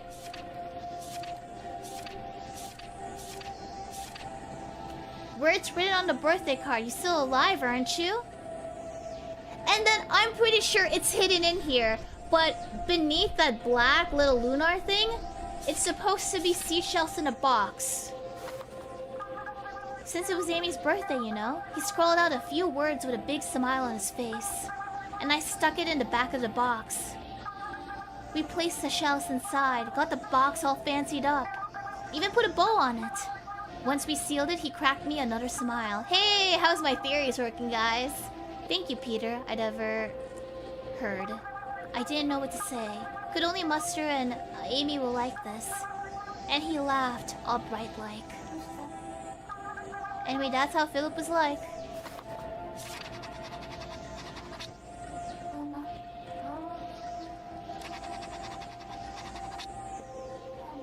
Birthday card. But Mary, according to you, she was still alive. Philip wasn't just dreaming up stuff, right? She was still alive? Hidden up there? That might be the case. Well, that's gotta be it. If she's alive, then the efforts weren't for nothing. No, don't raise expectations. At least I hope so. Same. Don't waste any time on me. Go talk to him. Lift his spirits, will you? I'll try my best. Thanks, Mary. I'm glad you're here for him. Peter? You got this. I'll talk to you later.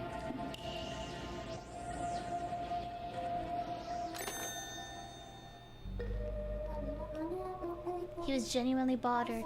But in the end, I don't even know if she's alive. I said that stuff in the heat of the moment. Well, she did say it might be the case. Not a guarantee. I'll call someone. Who should we call, though? Wait, maybe Daniela.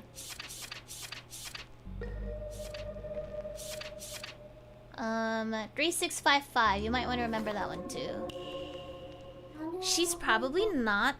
Oh no, it is her. Okay. 3655. Look at the cute novelites remembering the number and putting it in chat. How cute.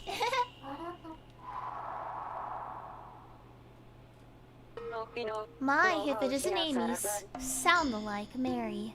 You're so curious. What is it this time? I had something on my mind. Is it about the ghost? He was a very troubled individual. He tried processing the load of gifts he sent to the facility. Dreadfully time-consuming. Oh. Windows security? No, not right now. No threats. Perfect. Thank you. See fewer notifications. Can I at least have sound off?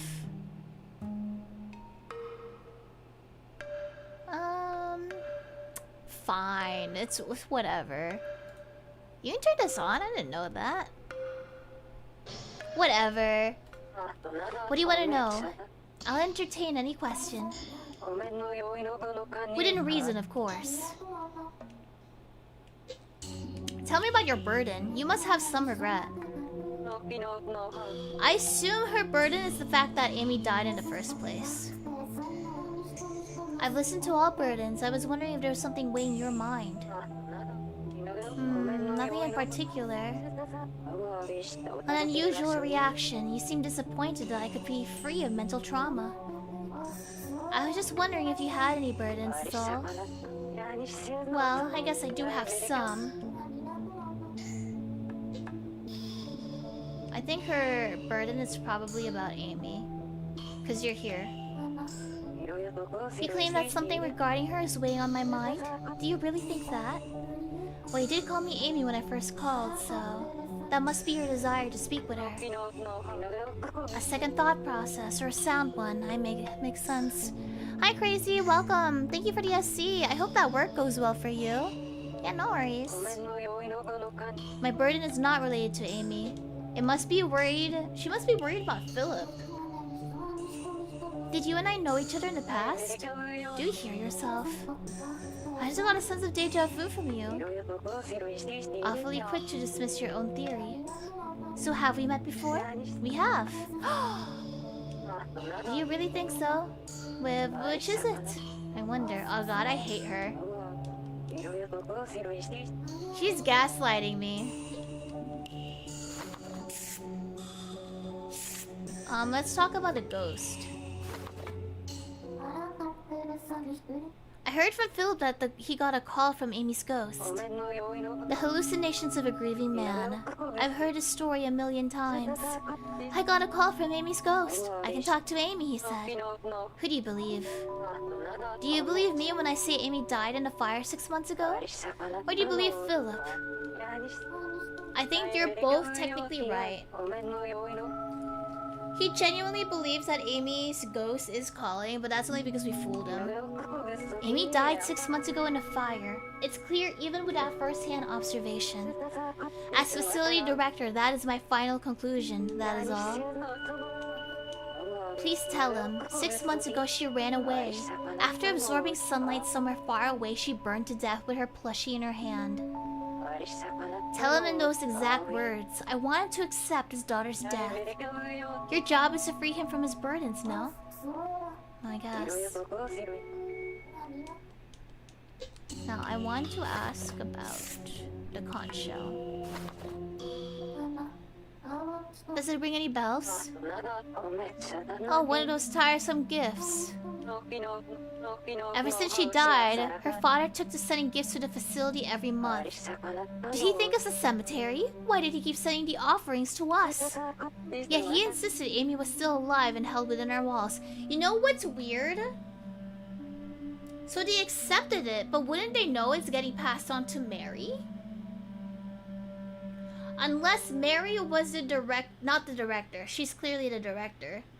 Mary must have taken the gifts somehow.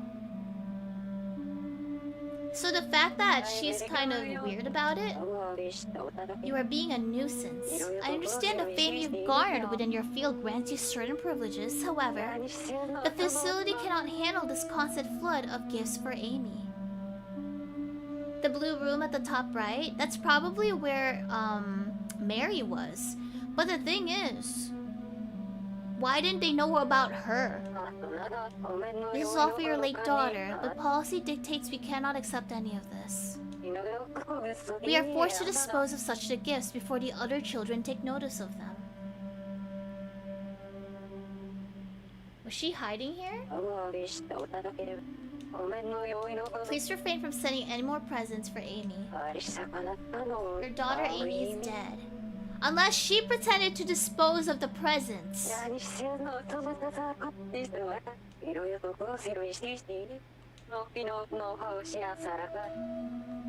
Wait, they came up with a solution, but they won't tell me.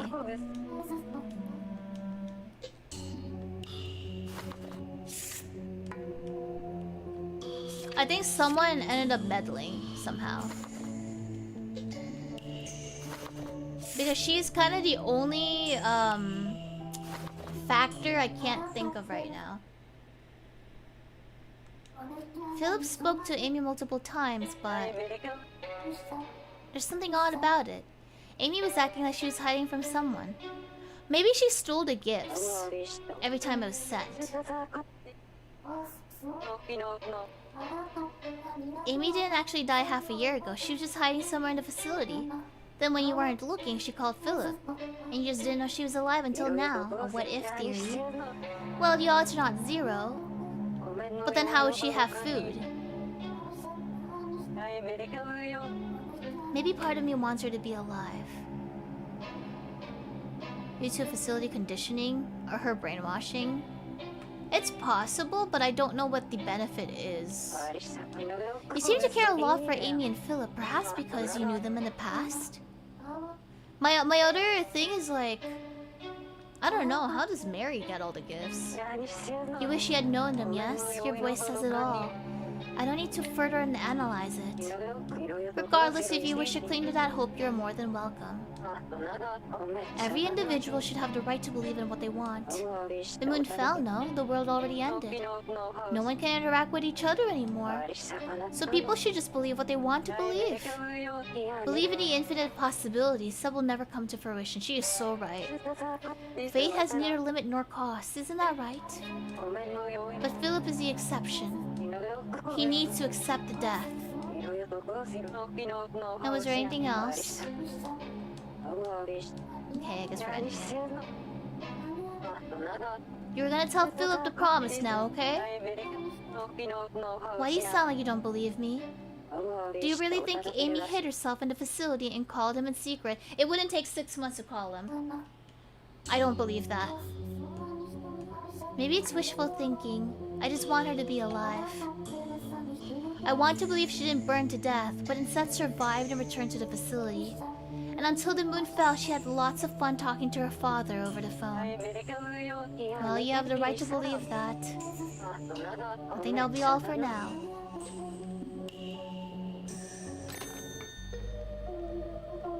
For you to wish for her to be alive, huh? How quaint. Why do you deny the idea that she's dead? I just want to believe Philip's story over Daniela's. So you'd prefer that she's lying? Maybe she just can't remember Amy properly. Maybe all of her memories of Amy were a bit from a lot longer ago? Well, she's clearly withholding secrets.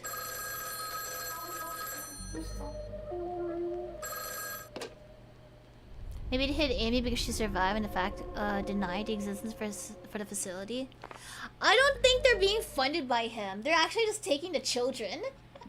From the sounds of it. I don't even know who funds them. It must be like a government mandate. Or just some sort of scientific backing. I bet Mary's dad is the actual leader of the Moonchild stuff. Perhaps. Because there's no way people would be quiet about this either. Is this about your daughter, Amy? I think I can almost remember. I came back from the graveyard and spoke to her ghost on the phone.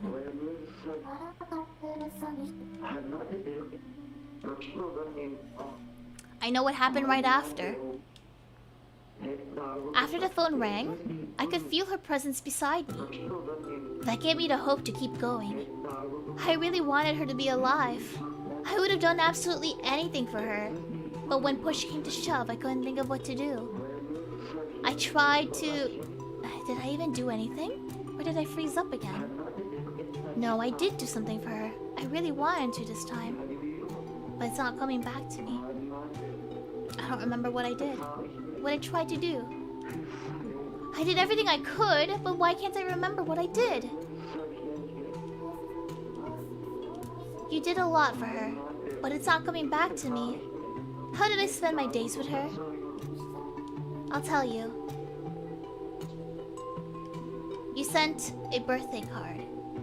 You did both of these. Let's go with this one. Did you send her a letter? Yeah, you're right. It was part of her birthday present. You know, I hope the plot twist is that he actually knew all along Amy was dead, but he also kept up the lie because Mary was also equally lonely. Something special just for her. Because surely he knows most of all when his daughter's birthday is. And then I remembered, Amy always talked about the ocean. She wanted to go see it so much. And I promised to show her someday. But I'd long forgotten about it. Only after she was gone did I finally remember. That's why I thought even just a pretty shell would. You found a conch shell for her, right? I made a promise, that's right. That I'd send her a pretty seashell. Amy always adored the ocean. She said she wanted to see it with me. Yeah, she told me that many, many times.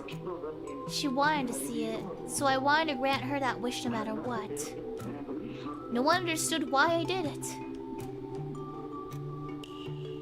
And he kept sending gifts to the facility, even if Daniela denied it.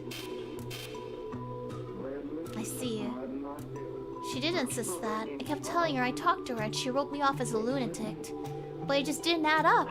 There were no witnesses. Her statements didn't make any sense. So she must have been somewhere in that facility. I believed that and I kept sending things. But was there any point in doing that? I can't remember what happened to the presents I sent. What happened to the two of us after? Bye, Solar. So you really loved her with all your heart. You worked really hard and did whatever you could. But did I love her properly? Was I able to do it properly this time? I wanted to get it right this time. I always wanted to since then. The mere thought of losing her? I couldn't bear it. Nothing. I couldn't tell her properly. Nothing at all. I couldn't tell her anything whatsoever. So, over and over and over, I called her to tell her that I love her. Every full moon, we spoke to each other. We called each other many times? What do you mean by that? Me and Amy called every single month. She'd always pick up for me. The night of every full moon. Every night of the full moon. If I sent a present, she'd let me know she got it. She always sounded so happy when she thanked me. With every call, I was more and more convinced that Amy wasn't actually dead. She'd greet me so cheerily every month, and she'd always respond to me with such gusto. Who in their right mind would write her off as a mere ghost? She's alive. She must be. How could she not be? When she calls me Papa with such enthusiasm, she has to be. Even when I sent her the birthday present, Amy called me back about what I'd written on the card. The birthday card. What did you write? You're still... Still what? What did you write on the birthday card?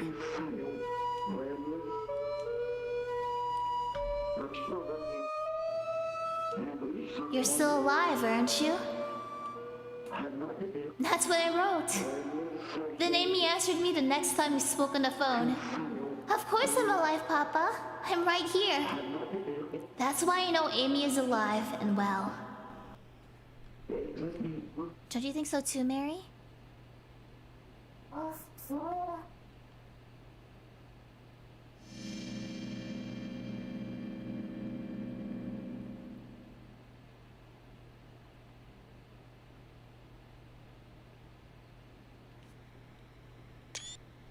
Darn it, I hope I didn't get a text there.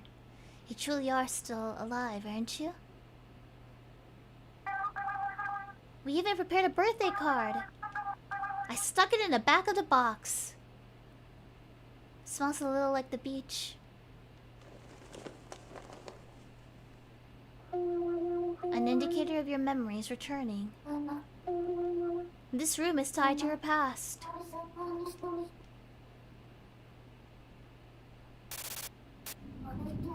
Did you really write that? I did. Was your daughter?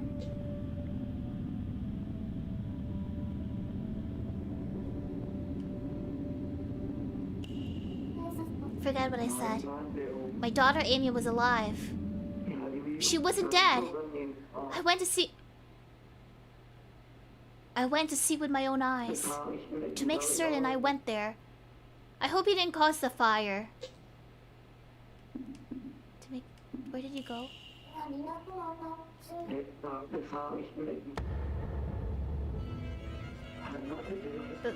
Building. The blue building. I went there. I saw it all with my own eyes. These two eyes. What did you want to find out? I had to find proof Amy was still alive, so I went there myself. Amy must be. She's waiting for me to save her. I went there.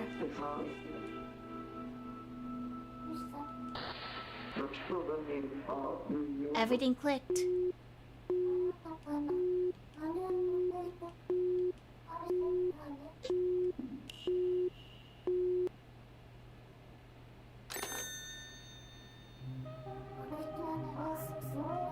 I feel... Where's Hamlet? Why did you leave? I have to stay calm then.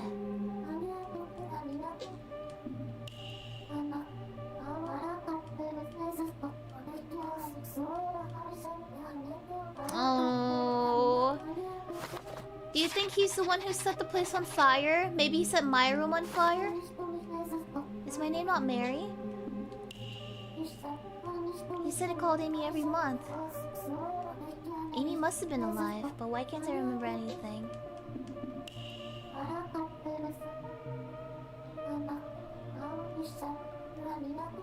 Why did Daniela hide this? Do you think Daniela actually knew? My other theory is that Daniela clearly says that she is just an observer. So if she knew that Mary and Philip had this connection, maybe she decided to just let it play out at some point, but she was clearly calling him a lunatic. So maybe not quite. I feel like I'm closer to truth.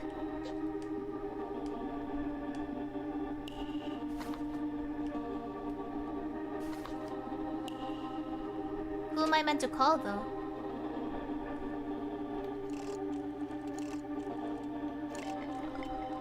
Huh?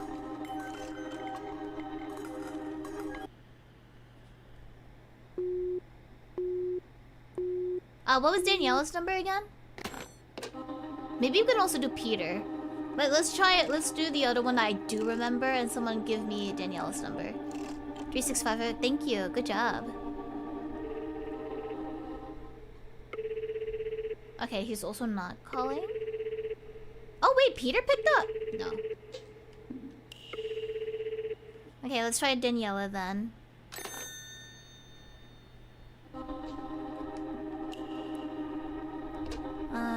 Three.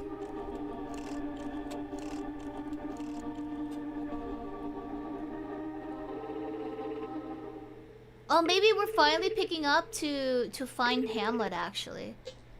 Oh, hello? Never mind. What happened? You sound anxious. I need to ask you something.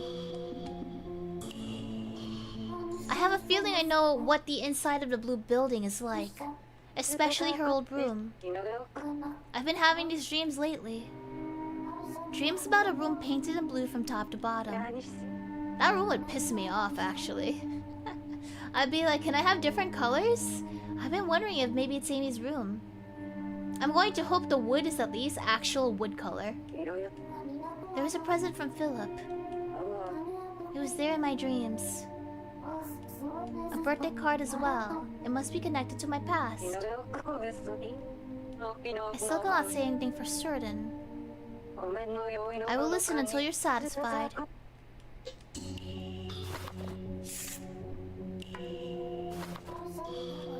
Apparently he went to the blue building before. He said that Amy's still alive. So he went there looking for her. Do you not remember that?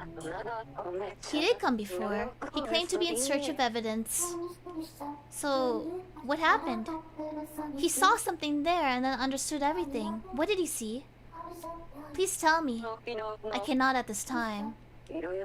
I cannot tell you anything. Moving on, let's talk about something else. She knows. I think she's letting us come to our own conclusion. You said my voice sounded like Amy's. I still think so. You two sound very alike. My name might... So she is Amy? There's no plot twist? Yeah, but then like the whole fire is kind of weird. I might be Philip Schrödinger's daughter, Amy. You? What an extraordinary theory. This has truly been the biggest surprise. Have you forgotten your own name? Then why are we believing Hamlet? Are we really doubting the cat? It's a name Hamlet gave me. I stuck with it because I had no memories. I must have been his daughter. You think I'm similar? Yeah, but the way we talk is different. You two are identical, absolutely indistinguishable by all accounts. At least in terms of voices. But maybe the personality difference is because we don't have memories right now? Yeah.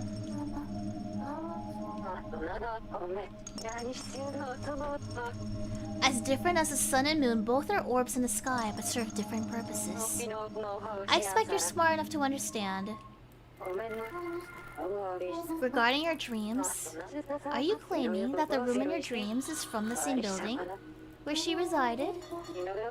Then you also claim you're familiar with the contents of said room. May I conduct a simple test? It's time for a quiz. Let's do it. Did the blue room Amy resided in contain any windows? Well, I mean, it had that moon. But the weird thing is, like... Man, it has one. The weird thing is that if she was a moon child, wouldn't she not want a room? And is this going by Amy's room? Or my room? Let's just say yes. A fair deduction. It did have a good view of the room. Okay, the moon. There was a desk by the window. Usually something placed on it. The real Amy could answer this. Okay, well, I'm a fake Amy, so... There was a desk. Oh, probably the telephone is my assumption. There's a phone.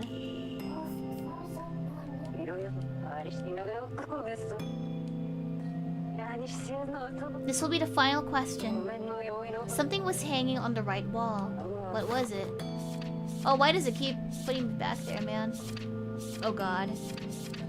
Hold up, I gotta go find where I'm at. Probably the mirror is what she's talking about. Something hanging on the right wall. It was a mirror.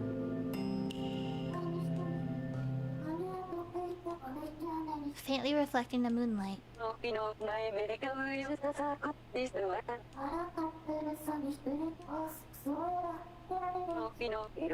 From my observations, I conclude that you were or are indeed the daughter. Yeah, really? Are you sure? I don't know. Why were you so sure I died in that fire?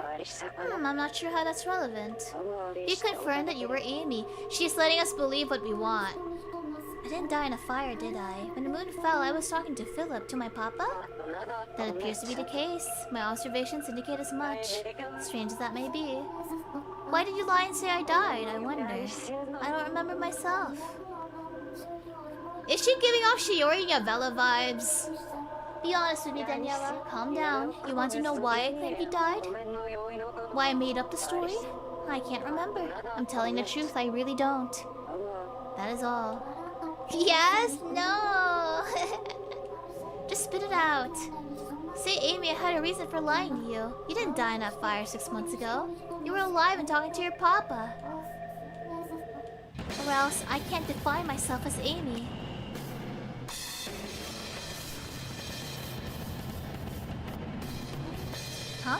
this happen?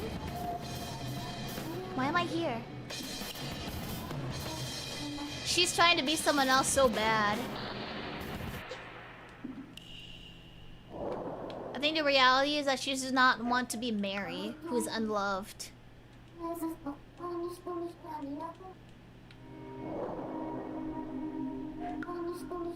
This is creepy. Cookies! I couldn't send you a home-cooked meal, so have a cookie instead. I hope you enjoy it. He doesn't call himself Papa, he calls himself Philip instead.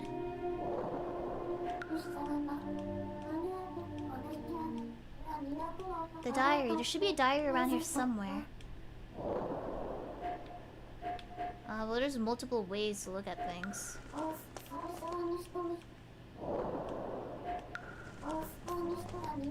I'm just trying to click on everything. It's probably like...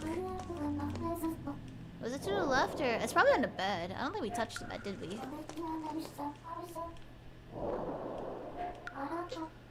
Nah. Yeah, I just wanted to make sure there was nothing else we could miss. To make others happy.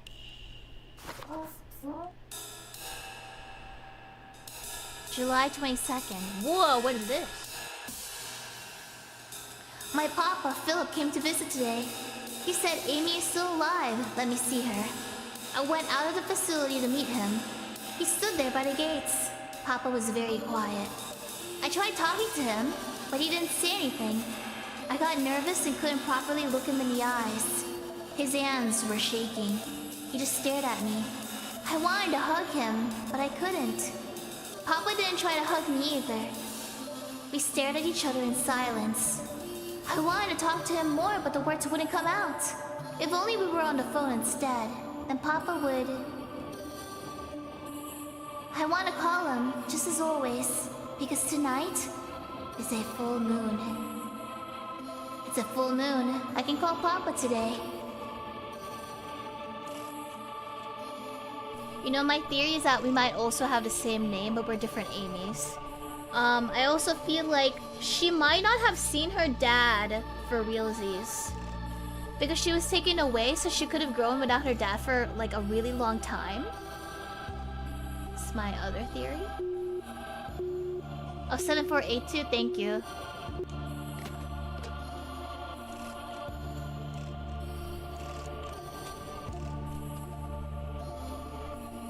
Thanks, Papa! Yeah, I think he actually knew what his daughter looked like, but she didn't know what her dad looked like. Hello? That's why he said... Is that... No, unless she did know what she was doing, which is why Daniela lied. And he said stop calling him. But no, he wouldn't have that reaction, would he? Papa? Who is this? Papa, it's me. It's Amy, Daniela told him. You have the wrong number. No, I don't, Papa. Don't hang up. Daniela lied. She was trying to cover up her lie. Except it was true. It's me, Amy. Did you forget who I am?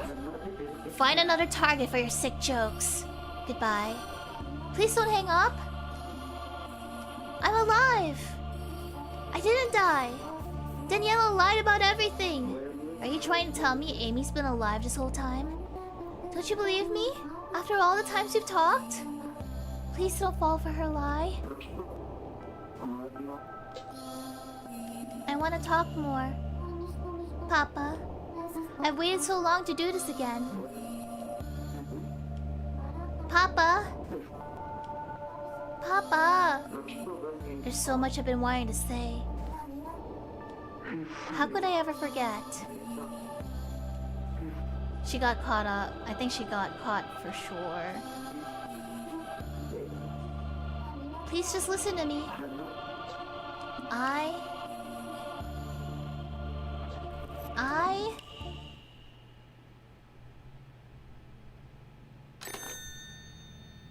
And then the next time we called, I think the fire started and he tried to give us the advice on how to get out. And he actually tried to come back. What am I saying? Should I wind up in that room again? But now the question is, who the frick is Hamlet?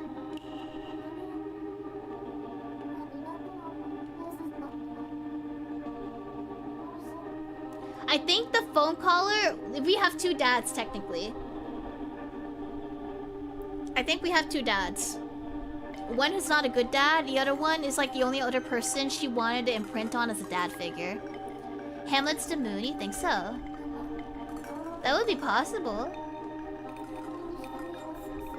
Yeah, because he doesn't also call... He doesn't call himself Papa here. I think she's just really trying to latch on identity-wise.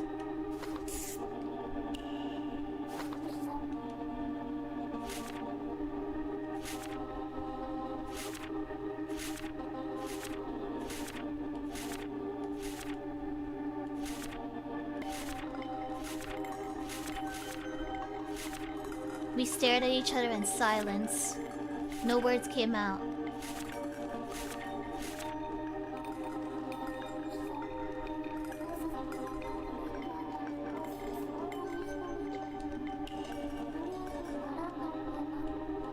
I'm just trying to skip the flashbacks.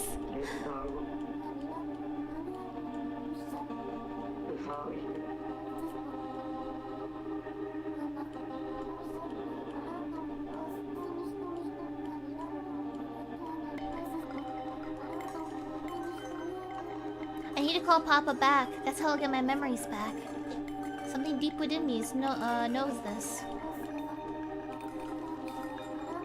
Man, Hamlet's useless. 7, 4, 8, 2.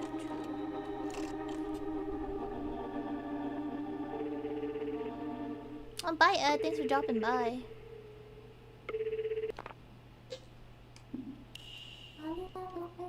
Philip?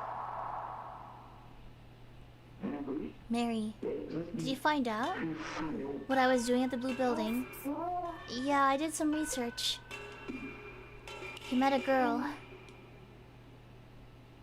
I found her diary. She wrote about meeting you. That time you went to see her. You came to the facility to find her, didn't you? Back then, you went to the Blue Building and saw her with your own eyes. Amy. Did I really? And there was a present. It was full of presents from you. With cookies, even a pretty seashell. Your feelings definitely reached her. She treasured each and every one of your gifts. That's great. So my gifts did reach her. And then the last phone call. The two of you met face to face. You looked right into her eyes. And then you parted ways. When the next full moon came around, Amy gave you another call. That was the final call.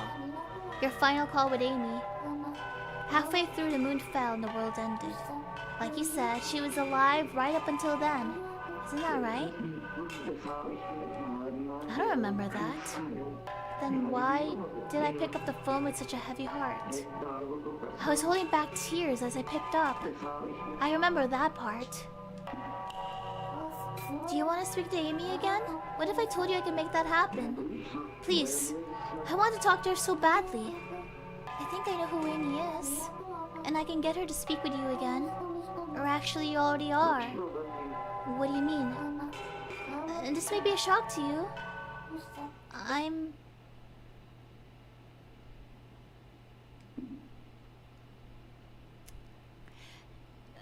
The lizard woman did say I have to tell him these words exactly. That can't be. She talked to him every month. And Philip saw her face to face as well. Why would I... Amy, surely... But I am blocked.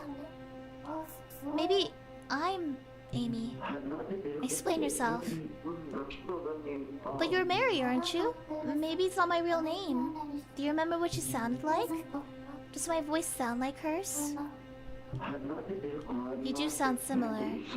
In fact, you sound exactly alike.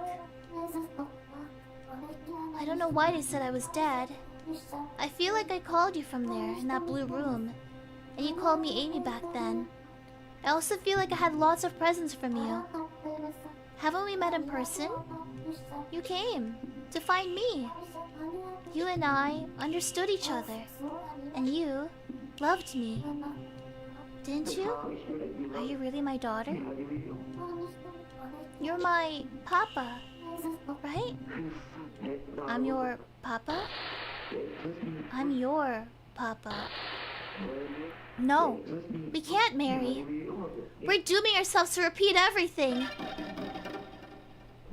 The same trials, the same tribulations, the same sorrows. What are you talking about?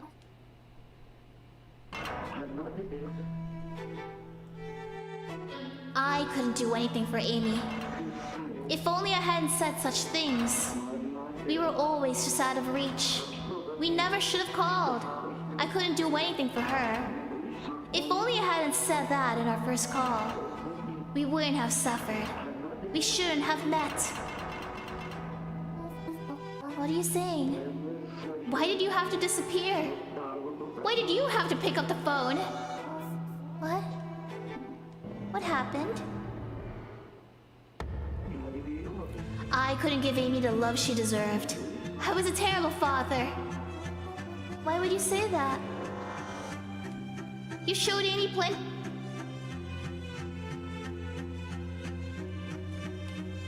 Hear me out. She showed Mary plenty of love. We actually can't confirm anything for Amy.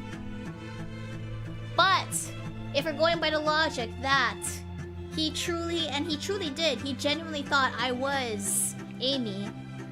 He did show Amy plenty of love, but only after the fact that she was gone. You showed Amy plenty of love. You don't understand. Why would you say such a thing? My love never reached her.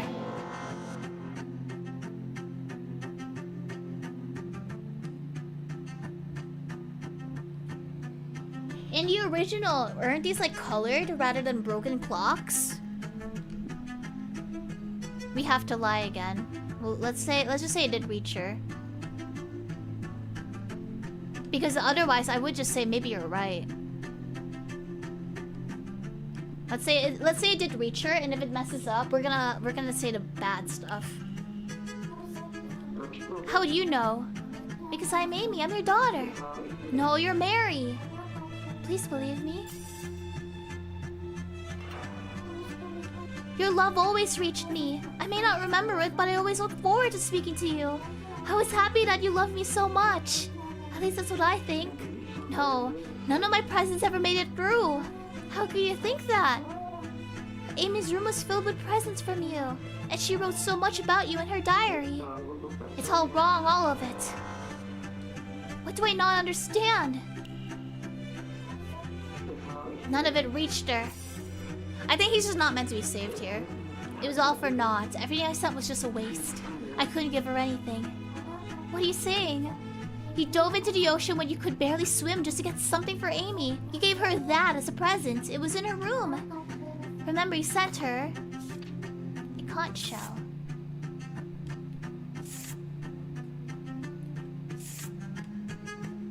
Let's see. Conch shell.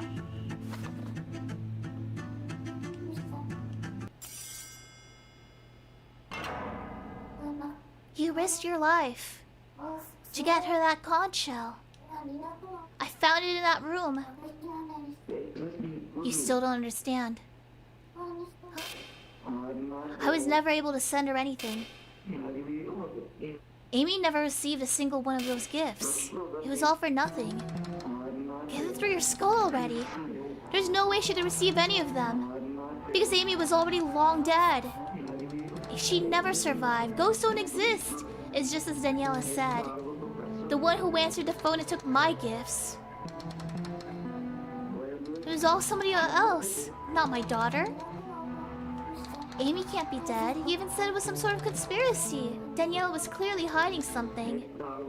Do you still not remember? You of all people should know Amy died. Was she my friend?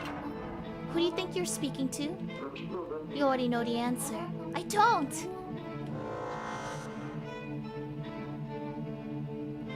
You came here to save me? You came all the way to the blue building to save me, right? You and me. We should have stayed away from each other from the start. Oh man, I feel bad for Mary actually.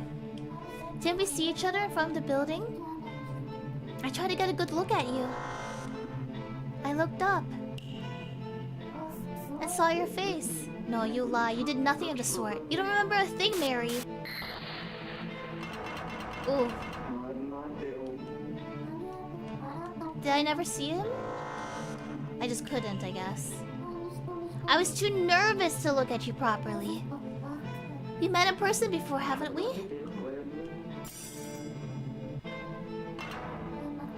You kept staring at me, didn't you? I wanted to at least look at you, but I was too scared. I saw you there. You refused to make eye contact. I wanted to hug you. I didn't realize. If Amy was dead, then why? You're Mary. Am I not your... Oh. I wonder if it's a grief born from a lie.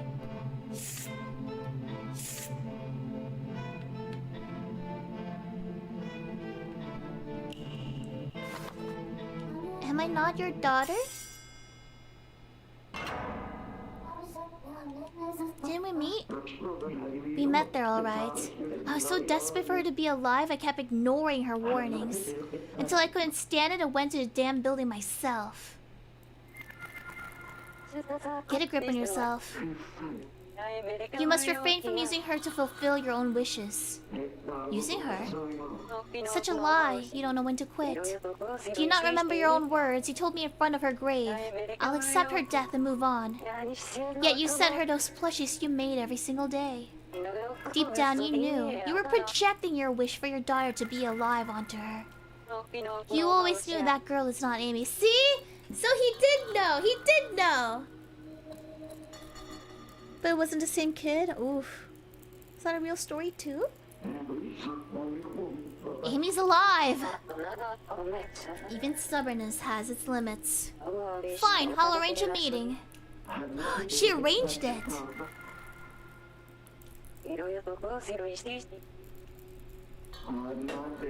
I went to the building at our arranged time. And then out there... Was it nighttime? Who do you think I saw? It was you, Mary. You approached me and spoke, and it was at that moment I finally understood. For the first time, it wasn't a phone call. I heard your real, unfiltered voice, and that was the end. The end of my delusion. The girl in front of me, who I've been speaking to for half a year, was an imposter. You are not Amy. In front of me was a girl, with her hair braided to look like Amy. Oh no, my hair. You are not my daughter. Not your... Mary, you and Amy were really, really similar. The size of your hands, all of it just like Amy. You're so much like her, that even her own father would be tricked into believing she's still alive. Why would life play such a cruel joke on me? If you weren't so much like Amy, none of this would have happened. The more I looked at you, the more I hated you. The more I feared you. You look so much like her. But you are not Amy. That girl you loved. The girl you'd always loved so dearly.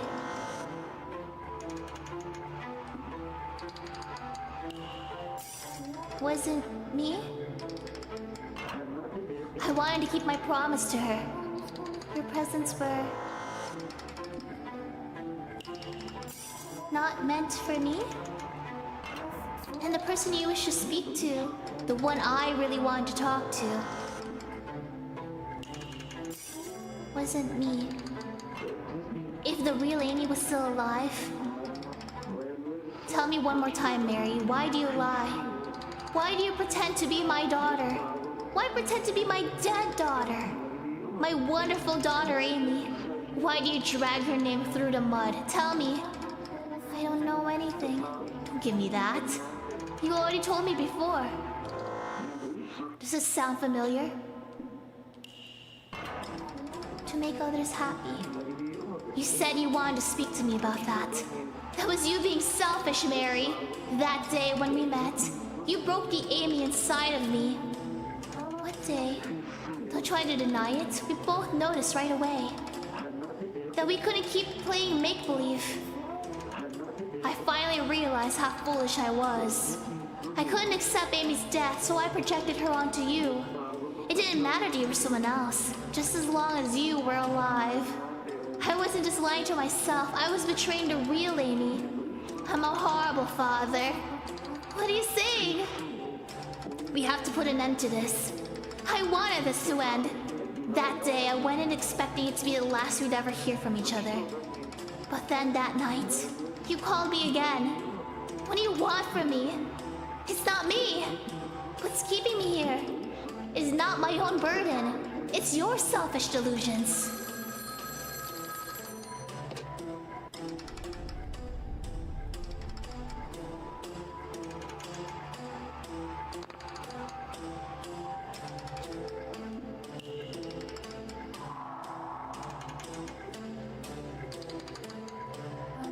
Hello? Papa?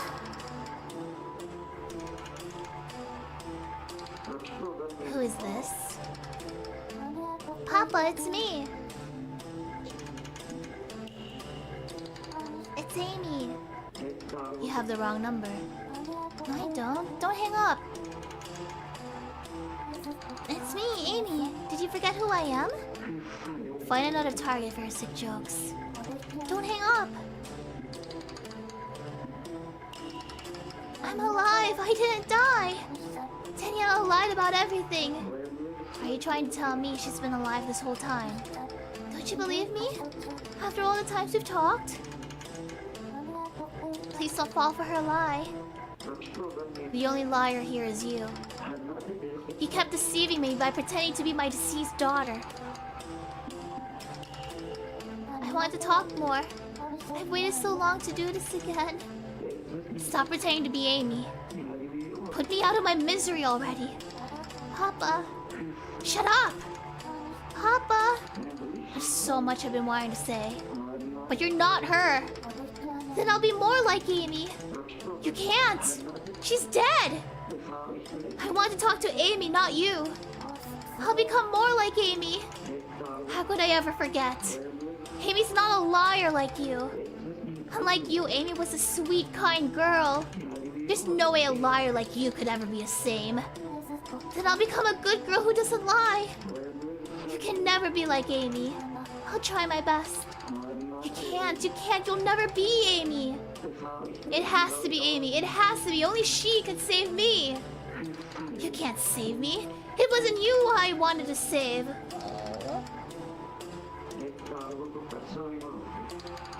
This is me and Amy's story, not yours. You're not part of this. I'll become a good girl and save you, Papa. Shut up. Only Amy can save me. But if I become a good girl who can save anyone in the world, enough is enough. I can't keep doing this, don't you understand? Do you not understand what I said back then? Disgusting, disgusting, disgusting. Never call me again. Please, just listen to me. Stop it. You liar. What even? Who the hell are you anyway?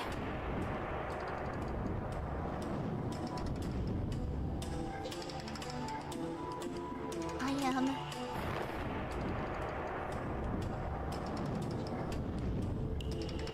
Who?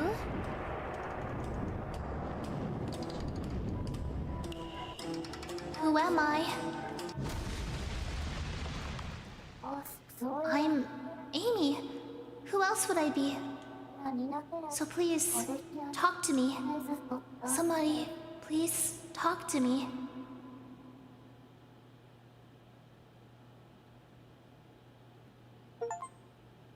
Oh, I wish I knew what achievement that was. Oh, that was the end of episode 4? Oh, we don't even have a conclusion for this for realsies. Huh. How many chapters are here? Isn't it 6? Just a little more. I'm so close to remembering. So close. One last chapter? This is chapter 5. How long is chapter 5? Is what I'd like to know then. Yeah, because reading it quietly and reading it out loud are two different things. Yeah. Yeah, how long is this first? No rush if you're tired. About an hour or two? 35 minutes? About 3 hours. I'm assuming that's reading aloud in terms of speed. An hour and a half. Okay. Yeah. My voice cannot last longer than this. It ain't that long. Yeah, but that's in terms of reading quietly versus reading it out loud, which are two different vectors. Whatever that however long it is to read it quietly, multiply that by 2 or 3. 1 to 2 hours without reading aloud. Oh, without reading aloud, seriously, huh?